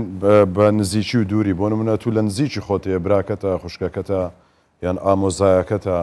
ئەنیەوە لە بینی خۆ مەسەرەن ئێستا ژوان دەوێت زەکاتی بدە ئەم نزیکم مەسەرەن بداتەم باشتریان بداتە کابرایەکی دوورتر ئەوە نزیکبی خۆی بەخۆی ئەسڵ وایە حتا نەقلی زەکات لە منتیقەک بۆ منتیقەشی دی جائز نییە ئیلا حالەتی ناچاری نەبی ناچاریەکە چییە لەو منتیقە هەژار نەبی یان ئەوانەی مستحقی زەکات نەبێت بەڵام لە منتیقەشی دیهەیەت بە ناچاریە نەقل دەکەی دەگوازێتە نزیکتری زە لە ناو نێزیکیش بەڕاستی خزم خوشک و براتە ئەوانەی کە لێت نێزیکەن ئەوە هەم دایک و باوک نابێت نانا دایک و بابەوەە نەفەقان لە سەریک دیواز دایک و باوکیش بۆ ئەولاد نابێت لە قەولی ئەساح و جمهوری عولەمان دایک و باویش ئەولاد نەبی لە قەولێکی مەزەبی خۆمان هەیە مەزال دەدات لەگە زۆر فەقیر بی ئینجا کەس نەبی یارمەتی بدات بەخۆی بابەکە ئەوەندە دەوڵەمەند نەبی لە مەزەبی شافعی مەزالەکەیە بەڵام سێ مەزەبەکەی تر هەمووی دەلێن نەخێر ئەوەی زۆر جاری وایە ببوورە دەمەوێت زۆرترین پرسیار بکەین زۆر جار وای دایک و باوکەکان ینی لە ڕەمەزاناندایان لە شتێک دەدەنە کچەکانیان کوڕەکانیان ئەوە ناکەوێتە قالبی زەکاتەوە دەکەوێتە قالبی هیبەوە طبعا ئەگەردەی بەس زەدەقە و زەکات دیان بداتێ و کوهیبە و سەدەقە خێری عنی زیاتر بیانداتێ ئەو ئەسڵەکەی ئەوە باشترە ئەگەر خشک و برا بدەنە ئێک و دوو بەس ناف ماڵەوە بە خوددا بن یعنی نە شیکری بن ژینەوە خۆی نییە ئەو کاتی هەر خۆت دەدەیەوە خۆت بەس پێتوی زۆرەکە لە فرتفێڵ نامەبەستەوەی خوشکەکە بداتە برایەکەی زەکاتەکەی بداتەوە نا بەس یەکەک بەڵام ئەو بۆ نەفەقە ئاساییە طبعا خۆ نەفەقە بۆ نەفەقە ئاساییە بەڵام زەکات ئەتوو هەر پارەکەی بدەیەوە خۆت و لە لای خۆت و بە خۆتانیش بخۆن پێکەوە زۆرەکە لە حیلەی شەڕی خونی بەڵام ئەگە ئەو برایە ئەو خوشکە زیابی مالی سەر بە خۆی هەبی هەژاربی فەقیربی ئەو خێری زیاتریشە لەوەی بدەیەکەشی بێگانە چونکە هەم سیلای ڕەحمە هەم سەدەقەشە هۆر مزاعفیشەوە مزاعفە خێرەکەی دکتۆر بەحسێ فەرمانبەرۆکین فەرمانبەر مەسەلەن معاشەویە دیارکردی کە تستێکی زێدە نەبێت یانژی ئەگەر هەبێت کە چ وەختی زەکات سەرویە چ وەختی ژیل سەر نینە ئێمە بە خۆمان دوو کەس زەکاتیان پێ ناشێت دەبی بکەینە قاعیدە ئەوە لە بۆ فەرمانبەر و غێری فەرمانبەر هەمووی دەگرتەوە بەو قاعیدەیە زەکات نە بە دەوڵەمەندی بە مال دەسی نە بە دەوڵەمەندی بەدەست دەوڵەمەندی بە مال چییە دەوڵەمەندی بەدەستیە دەوڵەمەندی بە مال لەوانەیە نەفەرەکەی منداڵە یەتیمە ئێستا زۆر کە سێوادەوە مادام یەتیمی زەکاتی پێدەشێت وانە خۆخوایۆرە باز لە یەتیمان ناکە ئەگە دەبیت ئیلا بێتە زێر چینی فقەرا و مەساکین یەتیمەکە لە میرات لەوانەیە دەفتەری بۆ مایتەوە ئەو کەی زەکاتی پێدەشێت ئەو دەبی زەکات بدە جا ئێمە دەوڵەمەندی بە مالمان هەیە پەکەوتووەش نەخۆشە و ئەختیاریشە بەڵام پارەی هەیە ئەو پێدرێت دەوڵەمەندی بە ماز زەکاتی پێناشێت هەمانە دەوڵەمەندی بەدەستە دەوڵەمەندی بەدەستیە جا ئایا فەرمانبەربی ئایا کرێکاربی ئایا دوکانی هەبی ئەوەی بێتە دەستی بەشی بژێوی ژیانی بکەم ناقستانیشی لە مال نەبی یعنی مەسەل ئەوەی خۆی هەیە شوێنی خۆیە جێگای خۆی هەیە ئەو پارەکەشی بەش دەکات و احتیادی دەتوانی خۆی بێبژێنی ئەوە پێی دەگوترێت دەوڵەمەندی بەدەست بەڵام ئەگەر ئەوەی کەوا تێتە دەستی بەشی بژێوی ژیانی نەکا لەسەر قەردار ببتەوە ئەوە لەو حالەتە دەبتە مسکین بەو کەسەی دەگوترێ هەندێکی هەیە بەڵام بەشی پێداویستیەکانی ژیانی ناکە لەبەرەوە دەبی بە ئەوە دەکرێت زەکاتیان پێ بدەین بەڵام ئەگەر کابرا گوتی وەڵی مەوەستا من معاشەکەی خۆم لەخوای بە زیادی مەلیۆنە دینارە یعنی ئەو مەلیۆنە دینارە مەسار 5 نەفەرین و خۆها ناکرێت بڵێ مەڵای منەکو دەوڵەمەندێک بژیم ئەم ڕۆژ گۆشت بخۆم نانەوەزم باشە و چیش ئەگەر کرێداریشبی هەتا کرێداریشبی ئەم چ مشکلە منە 200 دەمە کرێ 800,000 دیناری خۆمیش دەمینێتەوە خۆم پێدەژێنم ئەوە پێدرێت دەوڵەمەندی بەدەست ئەوە زەکاتی پێناشێت لەو حالەت نە دەوڵەمەندی بەدەست نە دەوڵەمەندی بە پارە ئەوانە زەکاتیان پێناشێت بەڵام ئەگەر ئەوەی بێتە دەستت بەشی بژێوی ژیانت نەکە ناقوستانیت لە مالەبی لەسەر قەردار ببیەوە ئەو لەو حالەتە زەکاتت پێدەشێت ڕێژەی زەکات چەندە؟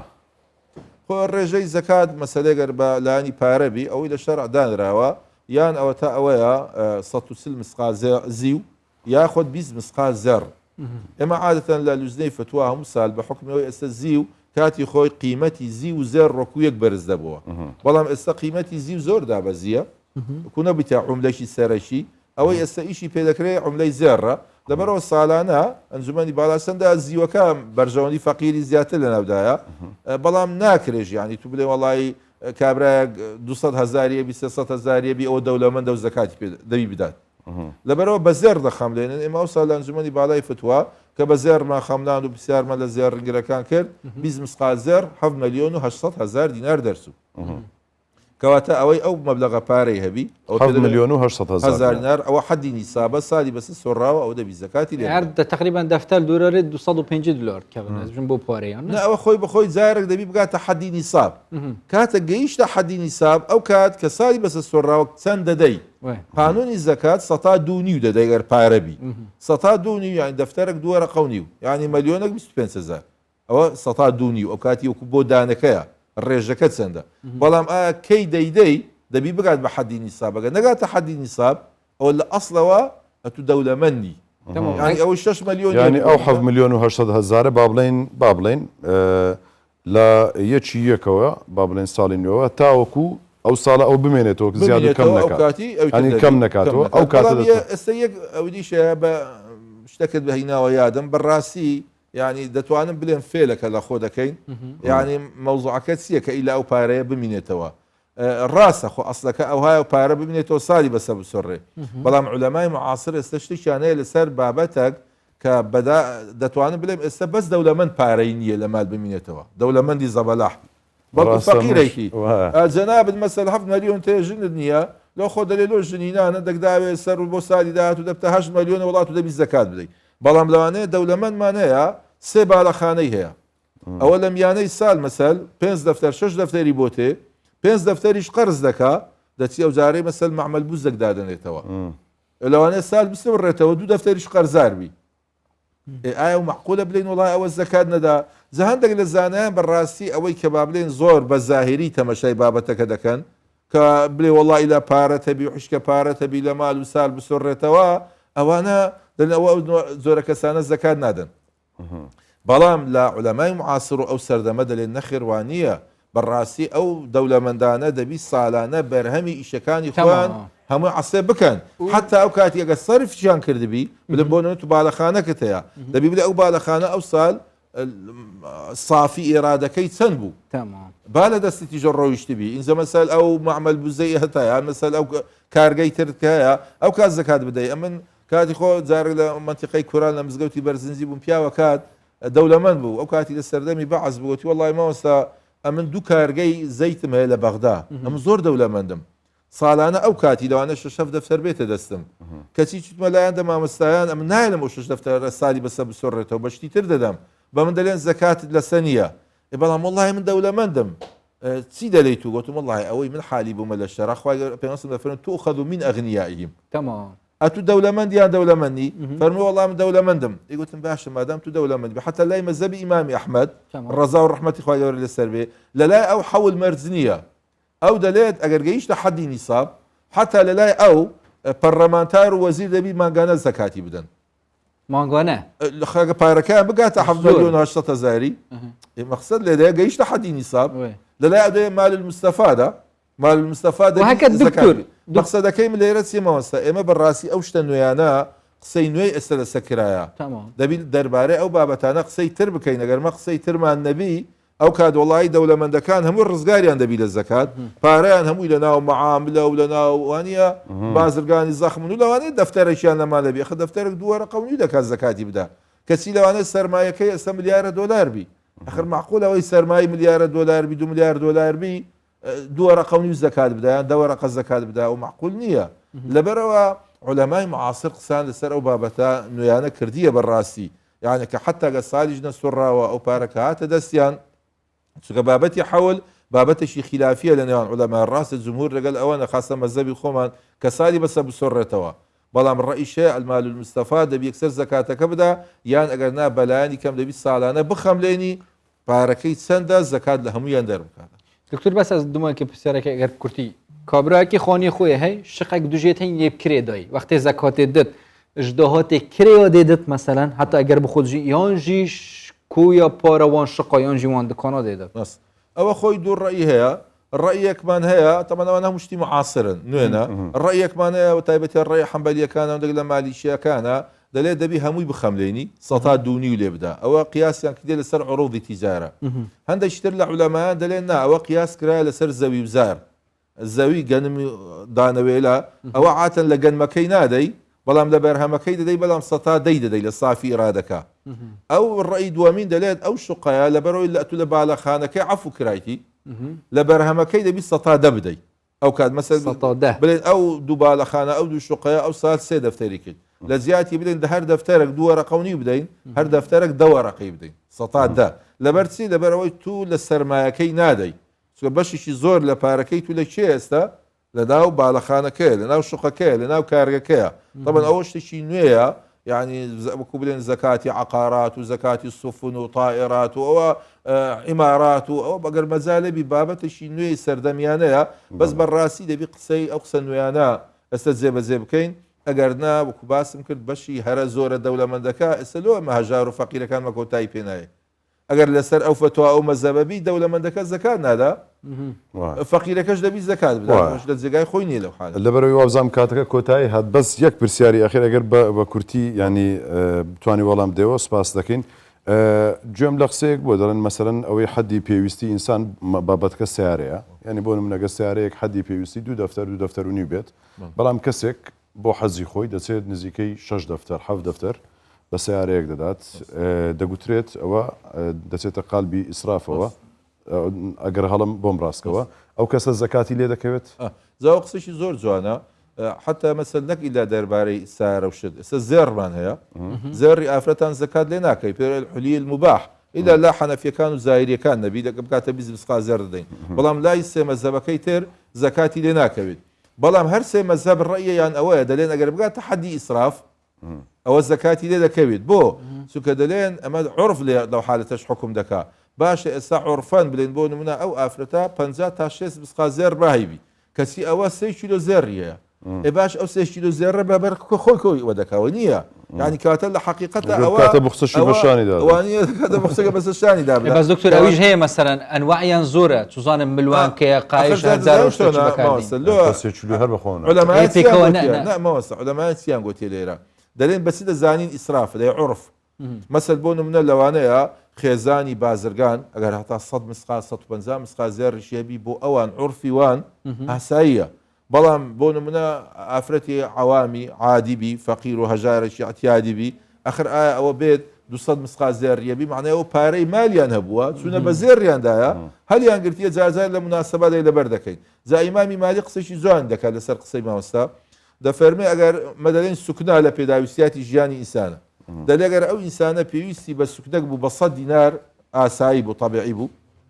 کەچی ئەو چوو سوکنەشی کڕی بە 200 دینار بەخۆشی پێویستی بە سوکنەشی 100 دیناریە دەلێ ئەو 100 دینارەکەی زیادەیە دەبی زەکات لێ بدە هەروەکو قسەی جەناب بێت ینی سیارەش بۆ سیارەشەوە بەڵێ ینی ئەتو پێداویستیەکەت هەر ئەوەیە بە تایبەتیان دەکەسەیە هەر بۆ تەکەبوڕ و فیز لێدانە لەوانەیە ئەو شخصیەتە نەبی ئەو ئینسانەوان نەبی مالێ خۆی هەموو دەستی کۆ دەکاتەوە دەسی مەسەل بە لەگززەک دەدا بە 7 دەفتەر و 8 دەفتەر و لەوانەیە شخصیەتەکەشی لەو ئاستەیە نەبی ئەخرەوە ئیسرافە بۆ ئەو لەوانەیە لەلایەکەی تر مال و منداڵەکەی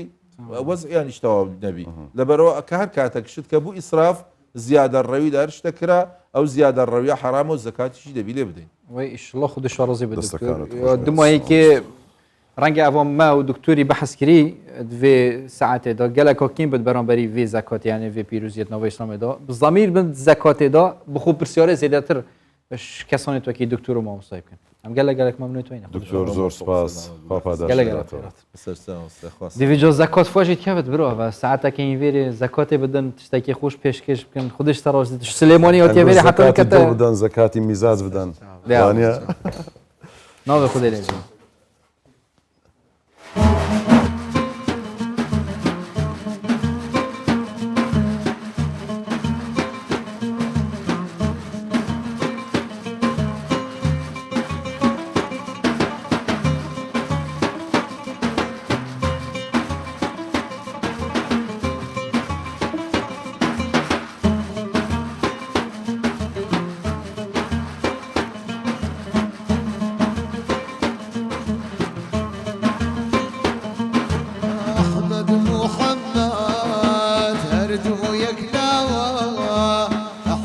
محمد أردو يقلاوى صلاة لديار أوجود تجاوى صلاة لديار أوجود تجاوى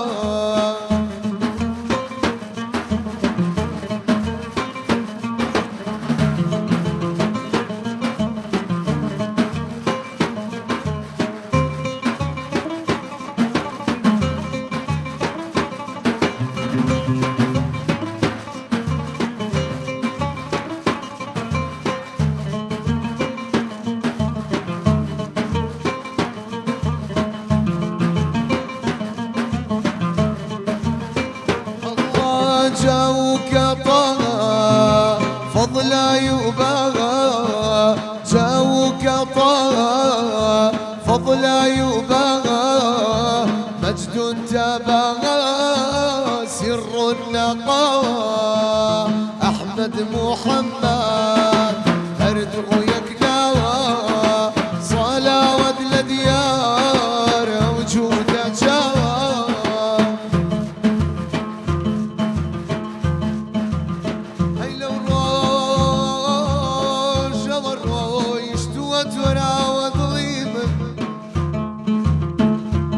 چەندە گەڕێم بێ سەر و شوێن ماوە دڵی من ئاخۆ بەچ شاخێکەوە گیرساوە دڵی من یاخود بەچ داخێکەوە سوتاوە دڵی من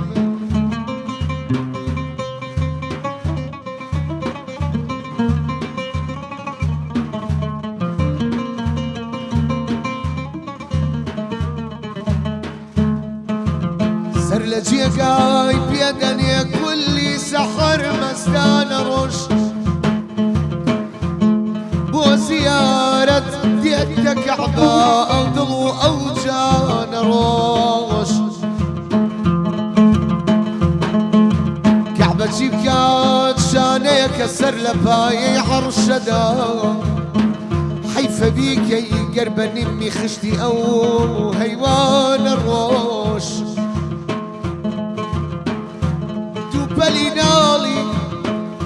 دووپەلی ناڵی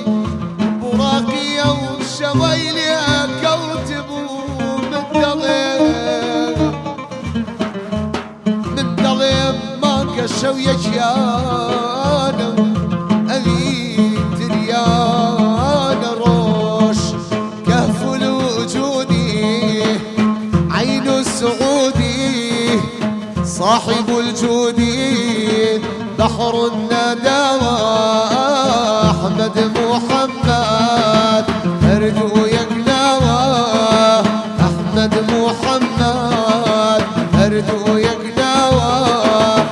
صلاة الديار وجود تجاوى صلاة الديار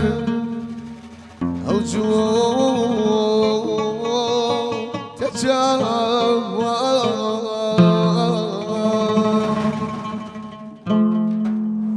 اللهم صل على محمد على آل سيدنا الله خودش تراجع ويها ماندوونە بن یاخوا قربانه هەرهەبن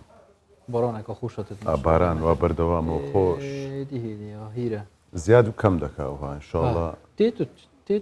خێر و تيتو بەرەکەت قد عدبت خير وبركة بت يا ربي بابت دوي الجماعة تاخو حاضر كنا عند هيدي اين دفعها بس بشكل رستك ورقة بلا بابت دوی تایبت بو گنجا گله که گرنگه چکی گله هم دو دل بن هم جی احتمام اکا گله کسیده گله جارا زیده شوی حدی او وکواتی دانان پیدن او جی پیسته سر و چاف یا جی هر جای گیده و تایبتی جی کچ ده اینی بینی و خلطه چه کد چه بجنی بکردی؟ تێکەڵە تێکەڵە کە چێکە نزانم تێکەڵە ئەوی بینەوە ئەوی لەسەر ماسک و ئەو شتانە ماسک و عەفیەش بیرۆم بچ ماسکی چێکە وێ تێکەڵی بێ بکە نزانم سەر و چاوێت خوب و دەف خۆ نزانم تشتێت سا درستە تشتێکی مرۆڤ ماڵ چێکت یعنی حتاش ئینترنێتێژی ناوەتە دەرێ و سێژەکە مام گوگڵی کردبێت یانژی ئیلە دوێت بۆ چاودێری یانژی پاراستنا پێستێ خۆ پزیشکی بە سپۆرت ڤیبواری دا یعنی ئەم مۆزوعەکە هەرەوەیە لە دیوی دەرێ احتیمامی پێ بدرێ یان لە ڕێگەی خواردن و ئەو شتانەوە بزانین بۆ قسەکردن لەسەرەوە بە وردی و زۆر پرسیارش لێرە خەمتان نەبێدانەوە پرسیارانی کەیوە لە مێشکتانە لە مێشتیەمە لەبەرەوەی ئەمەش خەریکی دەمانەوێت پێست و دەموچاومان خودی پێستی سەر و چاوێتمە گەلەکێ بێ سەر و بەرە وڵی ئیمەش ماندی بێ سەر و بەر بجەمادا بخێراتنا دكتور بخيراتني دكتور بهروس حاسك ديال ما يا بخير والسلامة عليكم السلام بخير دكتور ويسر شوال وسهلا رمضان دكتور ما شاء الله دليبي سپاس دەکەم تو دکتۆری پێستی چەند جوانە ما شاء الله لێبی دکتۆر چ بکەینەوە ژەوا شتومان لێبێ والله كاري بو دەست پێ بکەین هێستا بزانین چیە دەست پێگینی خدا حەزگەت ئەو زانیاریەتی هەین بێت نیف ساعتێدا بدەتەمە ئەم ژێوسا چاودێری و پێستی خۆش هەر ڕاخێکی جارێ هەمۆڵ دەست پێکێ ئەسب مراهقە دەست پێ بکەین gelek wî demî veca tu şî qeleqî du diliyê bin û nemirtah bin ser pêstê xwe taybetî jî ser û çava çikî pêst welew ku cismê mirovî hemiyê vedgire zêdetirîn endamê leşê mirovî ye bes zêdetirin biçîne genca û piştîngê dî behezkîn çareserkirina wan heye yan jî ne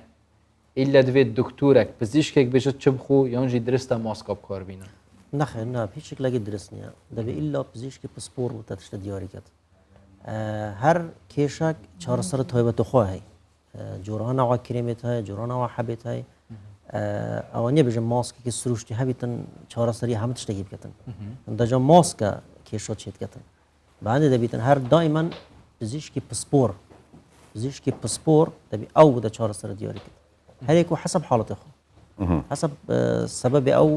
مشکلەکە هەر سەر دەرچۆ جا زیبکە بیتن هەڵە بیتن هەر شتێک ماسک هەنە لەوانێ پزیشکی ماسکێت پزیشکی بەێ ماسک هەیە بەس ماسک هەرێک و جۆرە تایبەتێک بوو سەرچاوە چاوەڕ جۆرەی تایبەتە سەرچاوی حەشک سەرچاوی مامناوان یا حساس هەر جۆرەك و ماسکی تایبەتی خۆی هەیە باشە دکتۆر ینی بە جای بکەینەوە بابەتەکان مەسەرەن زیبکە باشە زیبکە شتێکە سروشتیە و لە زۆربەی لە تەمەنێکی دیاری کراودا لە دەموچاوی زۆربەی کەسان دێت ینی چارەسەری هەیە زیبکە یاخود بەخۆی دەبێت سەبر بکەوت تا کاتەکەی تێپەڕ دەبێت نەخێرەوە هەڵەیەکی زۆر باوە زۆر باوە دەڵێن زیبکە هیچ چارەسەری نییە تا تەمەنێک دەڕوات زیبکە خۆی نەخۆشێکە ناگوازرێتەوە لە کەس بۆ کەس بەڵام تەنها شوێنی پێستەکە تێک دەداتن ئاسەواری ناشرین دروست دەکات لە مستەقبلکە زۆر پێوەی هیلاک دەبێت تا ئاسەواری لام بدات ئینجاش 100% هەر لا ناچیتن بۆیە باشترە لە زووترین کات کە چارەسەری زیبکەی بکات لای پزیشکی پسپۆر نەک بەخۆی چارەسەری بکات ئەوانیش چارەسەری زیبکە چۆنە بەڵێ بە جۆرەی حاڵەت مثلەن جیاوازی هەیە زیبکە بۆ زیبکە یان هەر یەکە نانا جیاوازی هەیە چەند جۆرە هەیە ینی بڵێن کەمە ینی زیبکەی وردە زیبکە هەیە مامناوەندە زیبکە هەیە زۆر گەورەیە وەکو کیس دروست دەبێت لە ژێر پێست ئەوانە هەمووی چارەسەری تایبەتی خۆی هەیە هەیانە بەس کرێمی دەوێت هەیانە بە کرێم و لەگەڵ سابوونی تایبەت هەیانە حەبی لەگەڵ دەوێتن هەیانە لێزەری دەوێتن هەرێکە و حاڵەتی تایبەتی خۆیتی ئەزبێژم سەردەمێکی باو هەندێک بیک و خەلکی پێستی خۆ ئەسمەر کرد تایبەتی ژێزرەخێ ڕۆژ ئاوات بێژم یعنی بەڵێ ئەسمەرکردن و سپیکردنەوە پێستی و گۆڕینەوە ڕەنگی پێستیش ئالیە پزیشکیڤە شتێکی درستە تەندروستە یانژی کاپێستێمەیە چ ڕەنگێت بێت یەهۆ ساڵ بەڵێ خۆی معنیسەنم خۆی پێست چ ڕەنگە دەبێ هەر ئەو ڕەنگبی بەس ڕەنگی کراوەتر بیت سافتر بیت یعنی یەک ڕەنگ بیت نەک مەسەڵەن پارچە بی ڕەنگ دەبی یەک ڕەنگ بیتن مەسەڵەن ئەوەی سپی بیت یعنی هەمووی یەک ڕەنگ بیتن ئەوەی ئەسمار هەرێک ڕەنگ مەسەڵەن زۆر ینی غەڵەتیت هەیە بکە بژنە وڵات یەک دەهێتن بەس حەسکەم پیستی خۆ سپیکەم پیستی ڕەش چ جۆرە سپی سپینەوە بیت پیستی مەسەڵەن ئەسمەر چ جۆرە سپی سپینەوەی بەس سپی ڕەش دەبێ سپیش ڕەشەش نابیتن بەس هەندێک ئەسمەرتر دەبێت شیرین دەبێ ئەوە بە جۆرەی کەلتوری وڵاتانی ینی مەسەڵەن هەر وڵاتێک باشە خەڵکی ئێستا خۆی دەداتە بەرخۆر یاخود هەندێک ئامێرێک هەیە کە دەچێتە ناوی نازام ناوەکەیم لە بیرچۆوەڵە بەڵێ یوڤی لایت بەڵێ دەچێت بەهۆی ئەو تیشکانەوە ڕەنجی دەگۆڕێت ینی جیاوازی هەم ئامێرەکە هەمیش ئەوەی خۆدانە بەرخۆرەکە کە ڕەنج دەگۆڕێت زەرەری هەیە بەڵێ بێگومان زەرەری خۆدانە بەرخۆرەکە هەردوو لا زەرەری هەیە یەک زۆر خوددانە بە ڕۆژ خاستە بۆ پێستێک کە سپی بێت سەبەبێکی سەرەکی دروستبوونی سەرەتانی پێست یوڤیلایتەکەش هەرامانشتە هێشتا یوڤیلایتەکە سریعتر تووشی سەرەتانی پێستی دەکاتن لە بەرخۆرەک و زووتریش پیستەکە پیرتر دەبێت سرچلۆسی زیاد دەکاتن و زۆرتریش پیستەکە شلتر دەبێت لە ئەی تەمەنی کەسەکە گەورەتر بە دەردەکەوێت لە تەمەنی ڕاستی خۆی ئەو زۆر جار ئەو کەلتورە غەڵەتە هەیە خاستن لە ڕۆژ ئاواش کە سپیس پێ دەیەوێت ئەسمەر بێ بە ئەسمەر نابی زانی پیستەکە دەستێت لە بەرهاتا و ئەسمەریش نابێت ئەوە بە جۆرەی نەتەوەی ئەو شوێنی کە لێ دایک بووە جۆرەی نەوەی پێستەکەی باش شیشتنەوە پێستی ئام ئەم بەحسکین حتا سەردە یعنی شیشتنێدا خۆ شیشتنێ سەر شیشتنێ وەکی دیژی و زیاتر مرۆڤ دەست و چاوێت خۆش و دەکۆ مرۆڤ دیر بێت هەم شخڕابیەکی ئەگەر هەبێتە نەزانم کە هەیە یان نە و چاوانیە چاودێریکردنەوە پێستیش لەوانێ شیشتنێوە چونکە ئەس بارکەم ئەوە یعنی بچیک وەختێش دایک بێت ئێتی تێتە شیشتن و حتا مرنێژی خودت تەمەنیان یادرێش کرد دیسا تێتە شیشتن یعنی شیشتن یاد گەل پێستیش دایک بوونێ حتا مرنێ باشترین شیشتن یا چاوایە خراپترین شیشتن یا چاوایە باشترین شیشتن ئەوە و ینی گێم بشووی نەک زۆر بشووی نابێت پیستە زێدەی زەختی لێ بکە ینی زۆر بشووی پێستە طبقەکە و چاوریە هەر سەر پیستت پۆریزیت ئەو طبقە دەبیت دائیمان هەبیت نابێت زۆر بشووی طبقە خرەژێ بای دەبیت طبقەکە هەندێک هەبیتن خاص ئەو نەخۆشیێت و پیستیۆن خۆی مەیلە و هێشکن ینی پولۆی ئەگزیما و مەیلە هێشێکیتن ئەوان دەبی زۆر کێمتری خەلکی دیکە بشون ئەوێ چاوەر بیت ئەو شێتن زیاتر پیستی هێشێک بشوت بەس ئەوش نابی زۆر زێدە ڕەویە بکات چکو دی پیست زیاده حشک کتن دی شخ بیتن خوریان دی چیکت مشاکل دیگه دی چیکت لیفکی دف مکابرا دینت لیفکی دب جسمی خورا نه نه او تشتكي زور غلط زور غلط او زیاتر حواسك يعني خوینیه کو بجنا اگر لیفکلی دی باش خوین بیت وی پیست یک طبقه سر چوریه هر صابینه که احتیاطی لیب دی یک جورجی پیست او خوین بیت یدی که اوتت که او خر زیاده رویه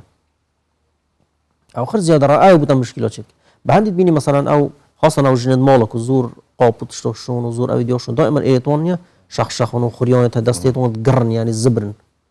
او خر سببه زور ششنيه وبو سر و چاوا دست و چاوا همانش نفس عادة سن بشوري مثلا روجانة روجي دوزار بس دوزار بله بالصابون بله كيف خوي او حسب او كسي نورمال كسي كده مساوي تصور بو كسي كده مساوي تصور بو انا صابوني تايبت يعني كسي كيش كده مساوي زور هيش بو اوش صابوني تايبتي خوي باشا دكتور يعني استحالتك هي زور زاري وهي وشك دبيت متساوها بالكيك هل ددا او تي او حالتان لا تي دروز دبيت بله او خوي او حالتك اكزيما يعني زد درجكي لكسيك ولو كسك فرقه بله يعني زور به حالتك اكزيما حالت شيء بنا دغمن اكزيما خوي نخوشك بربلا ولا خلق بيستي او كسوايا كبخوي تسوري كمتر دروز دكات لحد طبيعي خوي دائما نقصي هي لتسوري اكل او طبقي كبيست ما دباري زيدن اذا انا دائما بيستيان با كريمي مرطب هي نرم كروا بو دائما او تعويض بكاتو حتى توشي زيادة خوران يعني هي وزيادة نار حدا من كبيستيان وش او مشكله بتصير دكتور بري ابقى تحدي استعمال كنا كريمو خارنك و خارنك سيستم خوراكي هي ابيت تشوريا بيستيوانا كيم بتزيده بن اصلا بلا زيادة شرزات شرزات زيادة كرجيك الزورة فيتامين اي تدو او يعني دوري هاي الكو كيم كنوي بس هر جي كريمو غسو ناغري يعني هر دبي هابيتن خاصة ورزي زستاني زيادة اشكراكو بيستيو بو كريمه هاي باشا دكتور اواني كبابلين بوتوكس دكن يان فيلر دكن دمتسو اواني كاريگري خراب بسر بيس دروز دكات لداتو ده نخي هیچ کاريگري دروز نك بس بمرجك يعني كواليتي مواد كان باش بيت كواليتي خراب هي بلا كيش دروز دكان للمستقبل ابي كواليتي باش بيت دكتور يا مثلا عندك بقولش لنا لا كسي سبور بكري نك كسي استزور كسي ناب سبور هاتون ناو بواركي اوانش دستيان داوت او كهر يعني بزيشكي نخويندو للصالون ايش دكا يعني لشون ايش دكا اوانش بلا يعني خراب بكاريناني ضرر دروز زكات شیشتنا سروچاوا یا تندرست یا طبی هی مثلا دکتری ددانای هی بجت هر شش هیوا جاره که دوید ددانت خوب بشون دف نوش داره تایبتی ددانا یا هو صابو شیشتنا سروچاوا جیمه هی یا جی پیستی خری انزان بله هی هندک امیر مثلا هندکت هی سروچاوا خوین کن بلام يعني مشكلة وكو زبكة وبلا وقتشتا شهرسا ناكت هرش نكا أصاي يعني تشتكي نو تدانينا هر وكي أوش ناتايا بس حسب بيستي نفره دبي بسبور بتدياري كت شبي بيستي بتصابينا كت عندي آمر هر نفسي يوش شوريت كت بس هندك سريع ترى هر آنده يعني أنا كنت بس آمرك كتسوري رادة شيء مثلا رشك أبيت رشد أو زيواني الرش بلا هر أو يعني أو آمر زيواني الرش مثلا زور كسي تيلا سرلوتو يان أو أنا أو زيوان الرش بلا تسار سري هي بلا هر أو يعني هر ششنكية بلام أو توزك بقوتر لششتني ماله اگر دوای ماوی که کم او زیوان زارك دردوز دم باشه يعني كواتا برسيارك او زيواني رش تسارسري هي كنمنت تسارسري بطاطي سطاسط يعني هر تسارسر نابد بلام تارادي که زور باشه بلام ابي كريمو صابوني تايبت بردام بكاري بيني هر كاتك ام الى زانت قطع كرت تقريبا نوك خوي ليدتو بو چرچولو چا سر چاوا مثلا از اینکه اگر جلو هزارتی داد که وقتی اسمان دید بهم چرچول و چاوانا زیده تره وقتی روی مرتاح بید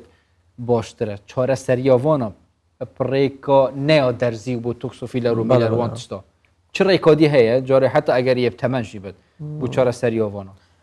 والله چه ریکت کاریگر نینا الا درزی نبید الا درزی هر ریکا جیبیتن زور کرد خانه يعني مواكي زور كرت هر وقت خود ليتو يعني تو باسی تەمەنت کردیان ماندووبوون هەردوو. هەیە ماندووە ماندووە هەردوو. مەسەرەن ئەو ڕۆژێ من ماندوومە تەمەشە دەموچای خۆم دەکەم زراوم لە خۆم دەچیان بەڵێ بەڵێ وایە. بەس کە دەنوم ئیسراحەت دەکەم یان نانەچی دەخۆم شتێک بەڵێ فەرق ئەکیدە. دەکەی ینی ئەوە بەس ئەوەیە پەیوەندی بە ئیسراحەتەوەی بۆی بەڵێ بەڵێ ماندووبوون کەم نووسن درەنگ نووسن ئەوانە هەمووی ئەو تەسیل کاریگەری هەیە بەڵێ بەڵێ خواردنێکی خراپ هەیە بۆ پێست کە زەرری هەبێت خواردن مەسەلا من دێمەلات بە من دەڵێ ئەو خواردنە خۆ لێ پارێزە هەندرێن بۆ ئەوەی پێستێکی باشت هەبێت بەڵێ شەکر بە دەرەجەیەک خراپی هەیە لەسەر پێست شەکر بە دەرەجەیەک بە شتەکانیش کە باش بن سەوزە و میوەیە بە دەرەجەیەک ئەو شتانە باشن کە ڕژەیەکی زۆری کانزا و ڤیتامینات تێدا ئاویشەوە هیچ زۆر باشە بەڵێ بەڵێ ئاویش چەندی بخۆیەوە باشترە بەڵام شتی سەرەکی ئەو کەم نووسن کەم نووسن دژمنی سەرەکی پێستە ینی کەم نووسن و درەنگ نووسن بەرینەکەم بەحسەی خۆشیشتنی و سەرشیشتنی کرد یا باشترە مرۆڤ ئاوا گەرم خۆ بشوت یان ژیا تازی بۆ پێستی مەبەستا منە خۆی ئەوە سۆڕ باشترە یا تازی باشترە ئەگەر بێری بەڵێ ئەگەر تحملکە ئەگەرنا ئەوە گەرم دائما دکتۆر هەتو خۆت باوی تازی خۆ دەشوی ناوەڵە مام ناوە ناوەڵە مام ناو ناتوانم ئەگەر ناوی سارد باشترە ینی بەڵێ ئەوە گەرم خڕام بەڵێ چی لە پێست دەکا ئاوی گەرم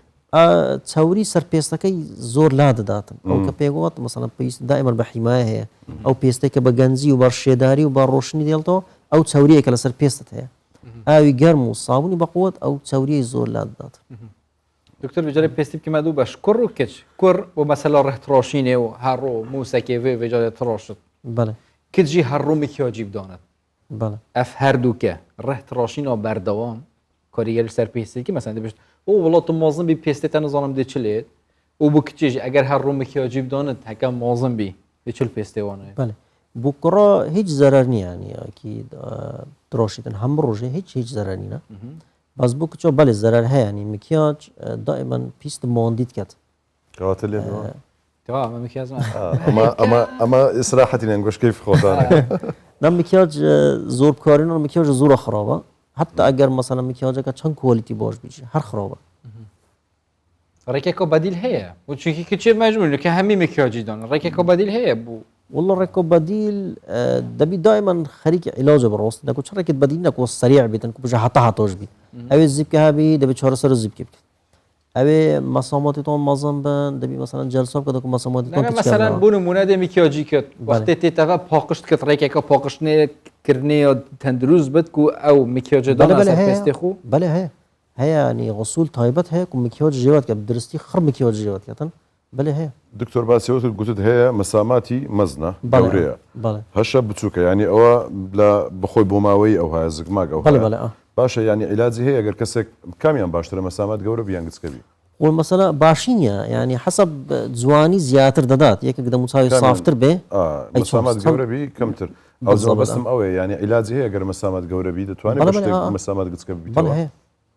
بەڵێ جیهاز هەیە مەواد هەیە کرێم هەیە مەسا بچووکە بەڵام کاتی دەوێتن یانە وەنیە بە ماوەکی کەم ئەو شتە بۆ بەدەست بێتن کاتی دەوێتن دەبێ پێوەی ماندووی بڵێ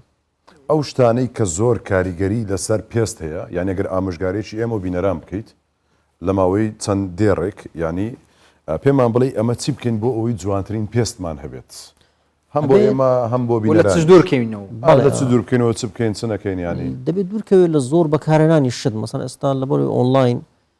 سانسۆرێکی وای لەسەر نییە زۆرش بڵاو دەکرێت ئەو کرێمە بە گرێنتی یانە شتە بە گرێنتی ئەوە دەبی لەوانە دوورکەوەیەوە چکە تۆ پێستێک تێ ئەو کرێمە بۆ تۆ دەبێت بۆ یەکتر ناوێتن زۆر بەکارێنانی ئەو خەڵتانێکە لە ماڵە دروست دەکرێن شتی سروشتی ئەوانە ژیانی زۆر بەکارێنانی خراپە ئەبێت سەردانی سپۆڕی تایبەت بکەیت ئەو بۆ دادنێت کرێمێک بۆت باشە بە کولفەیەکی کەم هەر ئەو کرێمەیە لەسەری بەردەوام بێت کە بۆت گونجاوە بە جۆرەی وەرز لەوانەیە کرێمە زۆر بۆ بگۆڕێتن بەڵام بە شوەیەکی گشتی ئەو شتانێکە پێ وتن ئەوە سەبارەت بە کرێمەی سەبارەت بە لایف ستایل بە نەمەتی حیات بەڵێ ینی شێوازی ژیان زوو نووسن لە 7 ساعات کەمتر نەبێتن وەرزشکردن لەگەڵ خواردنی سەحی ینی خواردنێکە زیاتر سەوزە و میوەی تێدا بێتن و دوورکەوتنەوە لە خواردنی کە زۆر شەکری تێدا بێتن ئەمە پێستت بە گەنجێتی دێڵت دکتۆر و زۆر ئاو خواردنەوەش ببوورە. زۆر دکتۆر هەیە مەسەنە پێستێوی یان پێستێوی گەلەگەلەگە حساس ینی هەمووی زەڵۆڵە دەمۆرێت توێ دیار بن تشتێک بێت کەوێت شین و مرد بێت بەێ ئەە نەخوشیە یۆنجی پێستێکی ئاساییە زیدەتر یە حەزار بەسەر پێستی خۆ هەندێک جۆر نەخوشیە و هەندێک جۆژی سەبەبە دەرمانێکێکی مەسەن دەرمانێک تێ وارگرتی بوو نەخوشەکە دی ئەو بن پیس زعیف کە ئێجا ئەو دەمۆر توش دەرکەون هەندێک جۆژ هەروەکی گوت ینی طبیعیە و هەندێک جۆژی هەر نەخوشە پیستە ینی هەر سێ ناوعیت هەیە چۆ مرۆڤ زۆنت پێستیە طبیعیە حتا ئەگەر یەتانێک ژی بتیۆنژی شەف گەلێک سپی شەفافە دەمۆرد چۆ مرۆڤ بزانت نامۆ پیستی ئەوێ شەفافی زۆرە وازەحە مثلەن ئەو دەمۆر ئەوێت بۆ ڕێت خوێنێ بن پیستە وازەحەیە دیۆرە پیستەکە زۆرت تانەکەەوەکی تەگوتی سۆنۆی بریندۆر بی سۆنۆی شین بیتن برینەوەی زوچێنەوە بیتەوە ئەو خەر علامەتن نەکۆ پیستەکەی ناتەبیعیە بەس ئەیلۆجێ توێ هەنە ینی بەلە بەلە ئەیلۆجێت هەنەوە علاجی هەموو شتێکی هەیە ئێستا جاری جاران نییە ئەمن پێویستیم بە چیا لە پێستم هە بۆ کرد باشکەم دکتور بری وەرە بە ڕۆژەیە تاوەکی ژوانی لێ پێویستی بە بۆتۆکس دەوێ بۆتۆکس باو کوریشکی دەڕاتێ چی وێ چەند دەری پێویستە خاڵێت هەین 150 هەوێرە ئەدی من نامەوێ بابای توش دەتوێت تا و تووڕدای منەوە مانزەری تووڕەبوونە نامێنێت لەگەڵشکلم تووڕەیە بەخوای تو ساوابی هەر تووڕۆتون دیار بووی یعنی ئەگەر بۆ تۆکسی بکەم نەکەمە بزانام هەرە هەشکلم دانا تاسیری هەیە نیشانەی تووڕەبوونی کەم دەکاتەوە دیجا بەس بوو مەسەلۆ جۆنیە هەکەم چێکی نیۆنژی بوو نانا بۆ ئاوێدێش ینی ئەو سەر ئێشێکیان بکەتەوە و ئێرەژی نەرمتر بی مەسەن دائما ئێرەتانیە تێ عەسەبی دیۆر بی ئێرە دیۆڕق بیتن وەکی نەمرتاحێکی دەتە بۆ تۆکس چارەسەریەوێت کرد بۆ شیشت دکتۆر ئەوە بەینی خۆمان ئەوە دەڵێ بە چەندی مەسەنەوانە ئەوە پرسیاری منە مەسەن والله حسب نوعی بۆتۆکس بە $100 یعنی بە $150 دکتۆرەکان بۆ خۆیان دەیکەن ئەو شتانە بەڵێ بەڵێ بەڵێ هەموو 6 مانگ زارێک پازدەی 12 کردومە ینی پازدەی 5 ئەبێ دووبارەی دکتۆر ئەوەی کە بۆ خۆت کردوتە ماشەڵڵا وڵات جوانە بەڵێ ینی کوێ مەسەرەن ئەو شتان ئێستا نازانم ئێرە ئەو ناوچەیە دەگرێتە بۆی ئەو کە برۆت بڵند دەکەی ئەو کوریشکانە دروست نەبێت لەگەڵ ئێرەش کە زۆر پێدەکەنی یان زۆر تەرکیز دەکەی شتێکی دوور ئەو کوریشکان ئێرەکەم دەکات ڕاستە کەسی وا هەیە کە دەیکە برادرانی خۆمانە بۆ جەروە دیکە زۆر دیارە زۆر ئاوسایە دەموچاوی ینی هەز دەکەی کە حالەتەکە طبیعی نیە ئەو کوالیتی بۆتۆکسە کوالیتی بۆتۆکسەکەیە پەیوەندی بە لێزانینەوەکەوە نیە دەچین بە $100 شارەزای دکتۆرەکەش و لەگەڵ کوالیتی مۆوادەکان بڵ و هەر 6 هەیڤۆ جۆرەکە ئەوژی 6 مانگە جۆرەکە و بوو شیشتنێ سەر و چاف شیشتنێ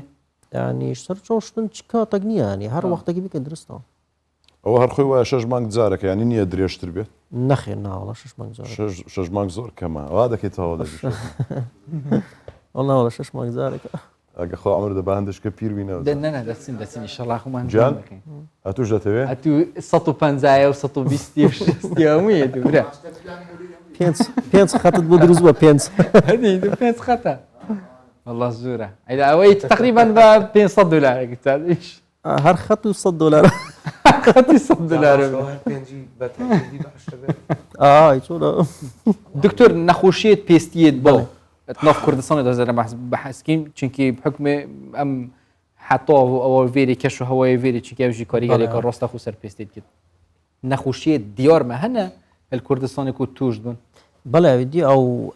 لەکەی خۆستانی ئەوفرەتە چێت بی پەڵەو لەکە ئەو زورە باوانەکە خۆستان ئەو ساڵێت ئەخیرە زورە زێدە بووی ئەویش خەر تەسیرۆ درەنگ نووسنێ و زورمانەوە سەر ئامێرێت کۆمپیوتەر و تەلەڤزیۆن و ئەو وێ ڕەنگی پیست زێدەت کەتن ئەو بۆترین نوگان ڕاستی حاڵی حاضر هەر منتەقەک بیتە ڕەنگێکیانی بەڵێ مەسەڵەن پەڵک و ڕەش دلێرە چی بیت فەرقە گەل ڕەنگی جێکی ئەوە چارەسەری هەیە نیە چارەسەری هەیە بەڵام بە تەواوەتی قەت لا ناچێت کەم دەبێتەوە بەڵام بە تەواوەتی لا ناچێت ئەدی ڕەشی ژێرچاو ڕەشی ژێرچاو ئەویش مەسەڵەن هەتا حدێکی زۆر کەم دەبێت بەڵام 100 هەر وەکو تەمەنی 20 ساڵی و 8 ساڵی لێ نایەتەوە بەڵام کەمتر دەبێتەوە زۆر ڕەشیەکە زیاتر لەوەی دروست دەبێتن کە مەسەڵەن ژێرچاو دەبتە ساڵ هەندێکی ئیسێبەرە بێتە سێبەر ڕەشێتەکەی دوو هەندی خۆی لێ دێت هەندێکیشی هەر نە ئیماندی بوونە ینی ئەو ئەگەر کە فلەرت کرد لە ژێرچاو یان دەرمان بە شێوەیەکی بەردەوام بەکاربیێنی بەس ئەوەی کە چاڵ بێ هەردەبێ فلەر بکاتن دوای ئەوە کرێم بەکاردێنیتن تا ڕادەیەکی زۆر ئەو چاڵی و ڕەشێک هەم دەکاتەوە ئەو بێجگەلەوەی کە خواردنی سروشتی و ئەو هیچ مەسەرەن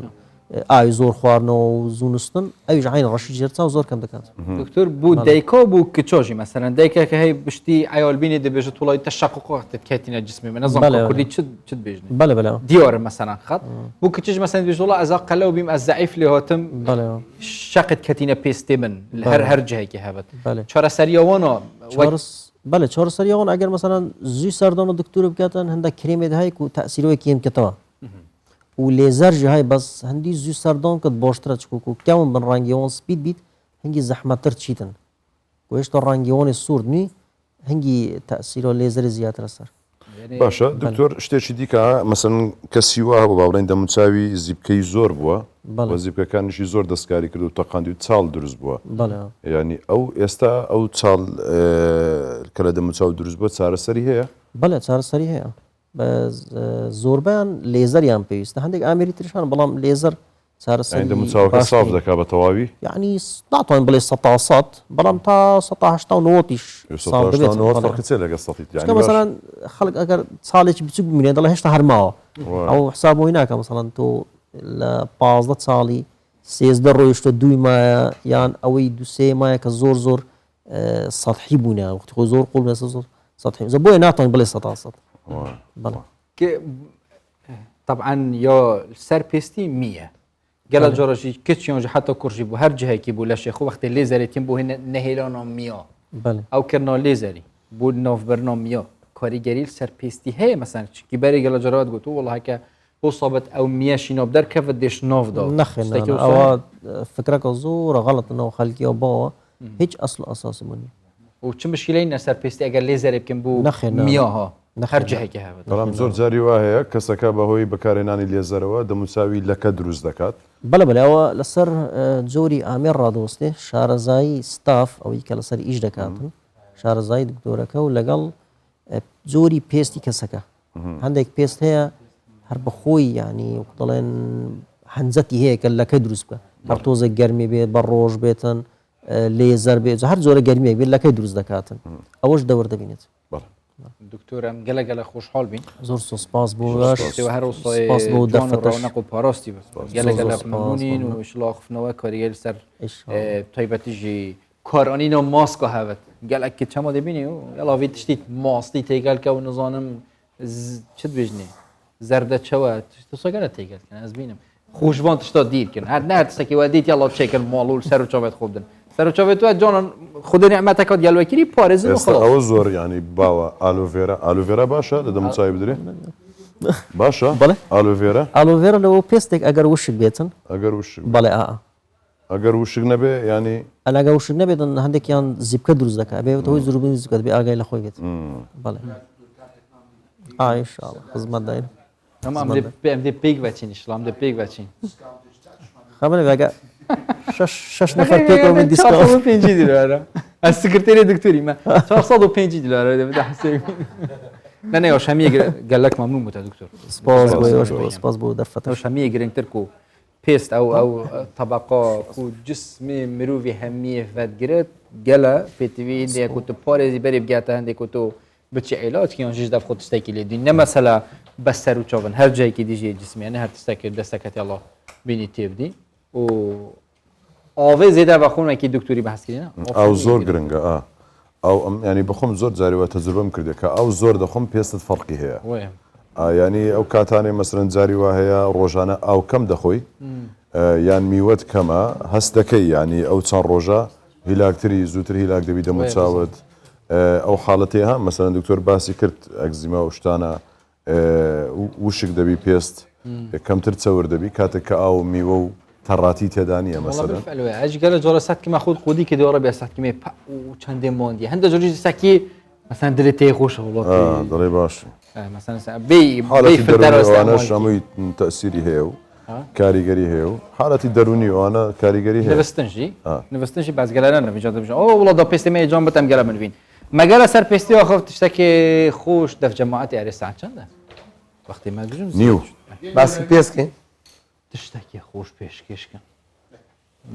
سەر وەسف سەنای پێغەمبەر زۆر نازدارە یا الله نۆ بە خودێ لێبی یا الله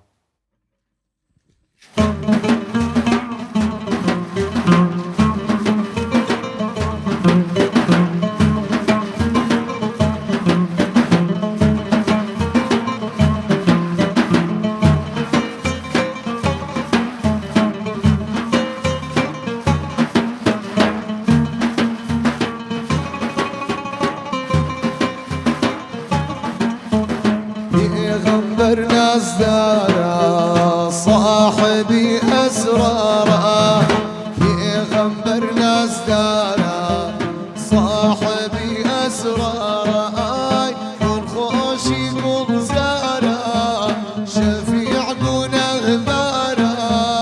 بيغمبر نازدارا بيغمبر نازدارا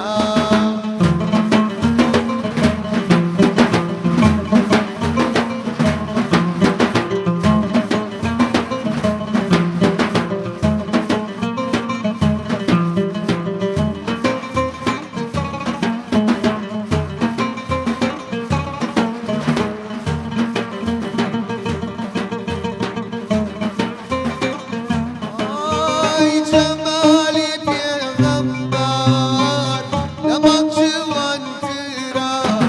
جمالی پیغمبر لما جوان ترا اون جسمی پیغمبر اون جسمی پیغمبر لا ریحان خوش ترا بلکوزیا ترا پیغمبر نازدارا صاحبي أسرار آي بون خوشي بغزارا درماني بإمارة يغمبر نازدارا سيد وسردارا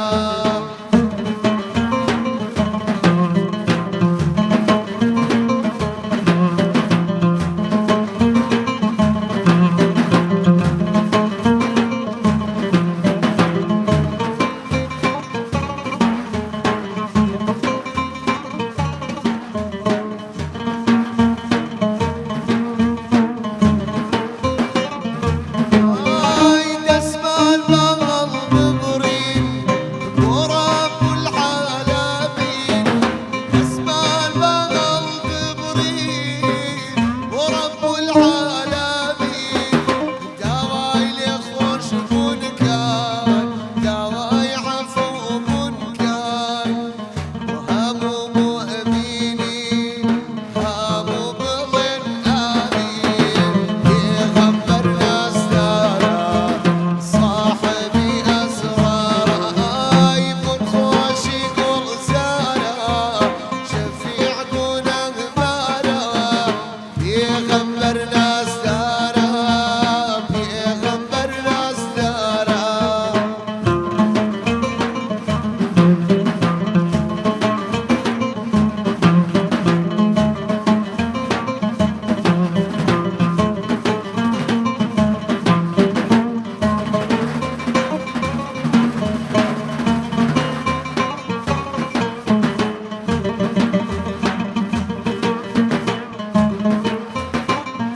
آي طه النبي المختار يا صفوة الجبار طه النبي المختار يا صفوة الجبار قد فاحت الأزهار قد فاحت الأزهار لطيبك يا يابا قد فاحت ضيابا قد فاحت ضيابا للهادي واصحابه قد فاحت ضيابا للهادي واصحابه حب النبي الغالي عزي وآبالي قد فاحت ضيابا للهادي واصحابه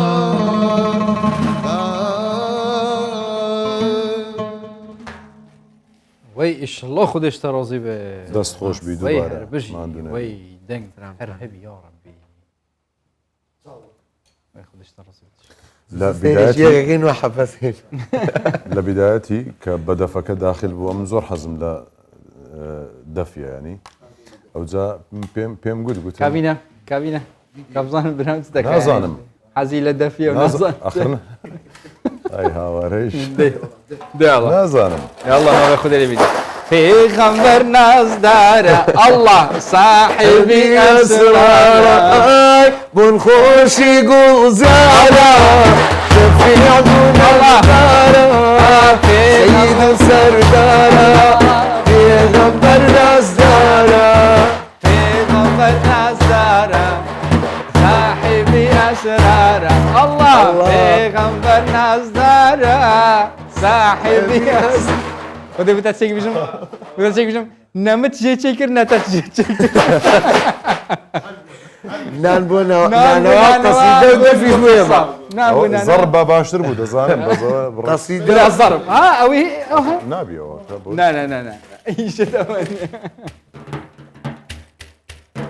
نابێت چاتۆر بە کەمەگەلی ئەڵێ نان بۆ نانەوە قەسیدە بۆ من و دەفیش بۆ ئەوش بۆ مامەسان مەبەستمەوە بۆ تووشی منیان کرد مەبەستمەوە حەزم لێ بوو بەتەنێ ینی دەفەکە بژەنی ژەنینێکی تند و ینی ئەوەی کە دەڵێ دەفتەقێن ئەوها دەروێشان هەر لە ئەوەڵی بەرنامەڵە بیتەقێن ئەوە دەیوی مشکلێک دروست بی ئەوە دەف ئەبێ بەنەوەعێک عەسف کرێت چێژ و لەزەت و ڕۆحیەک بابەوە بەو بەرامبەرە چونکە دەف بە هەر دوومێکی ناڵەیەگەیا بەدڵ بە هەر دوومێکی جا ئەوە زۆر زۆر عەجایب باگەر دیاڵە پۆتسێکی وسای عەجایب هاو یا ئەڵڵا یا الله یا من و برای من هەندێنی مات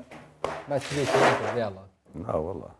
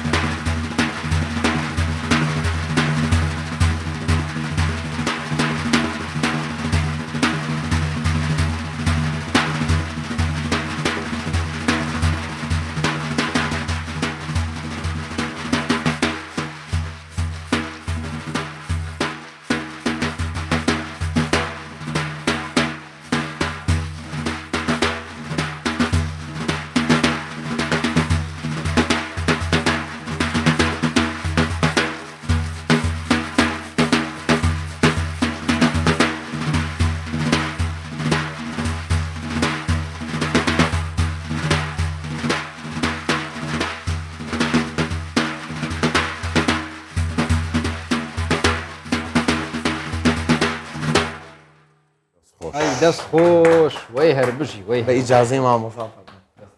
قوربانە یاخۆ تۆش لە شەستان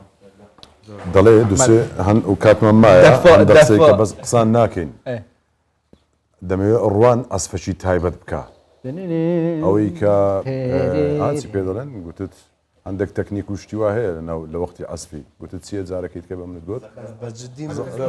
تەکنیک و زەغرەفە و کۆمەڵەچێت ئەبرو ئەم مێڤۆن بین دەفی ماشەڵڵا تشتێکی تایبەت شتێکی سەری ئەوەی بەشی ئەوەش ببینێتەوە سرودەشکە بڵێن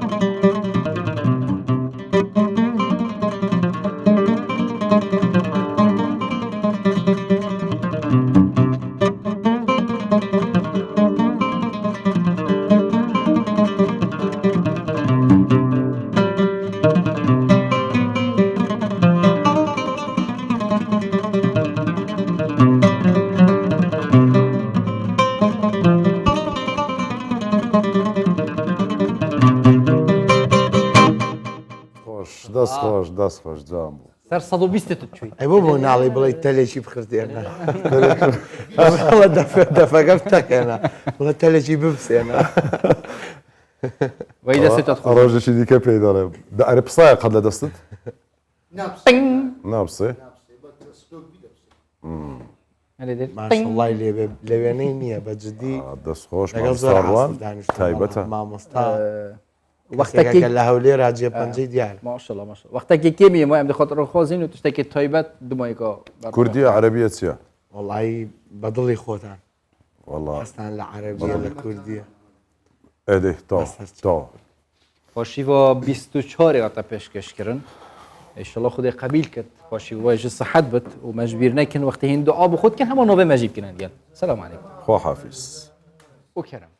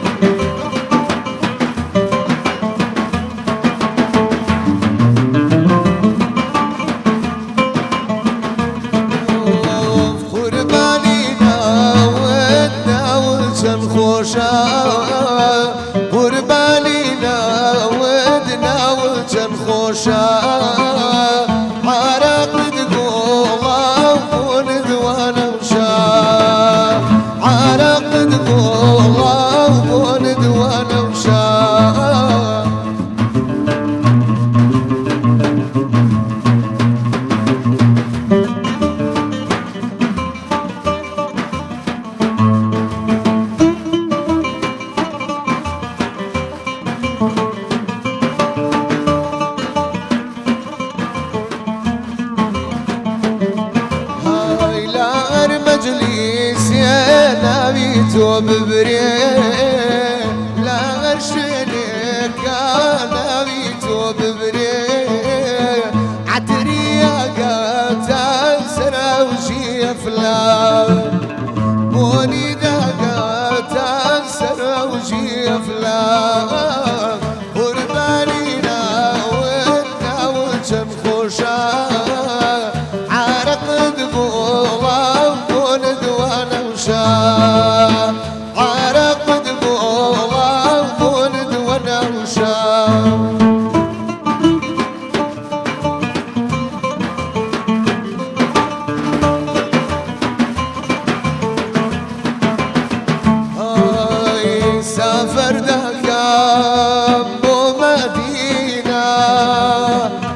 سفردك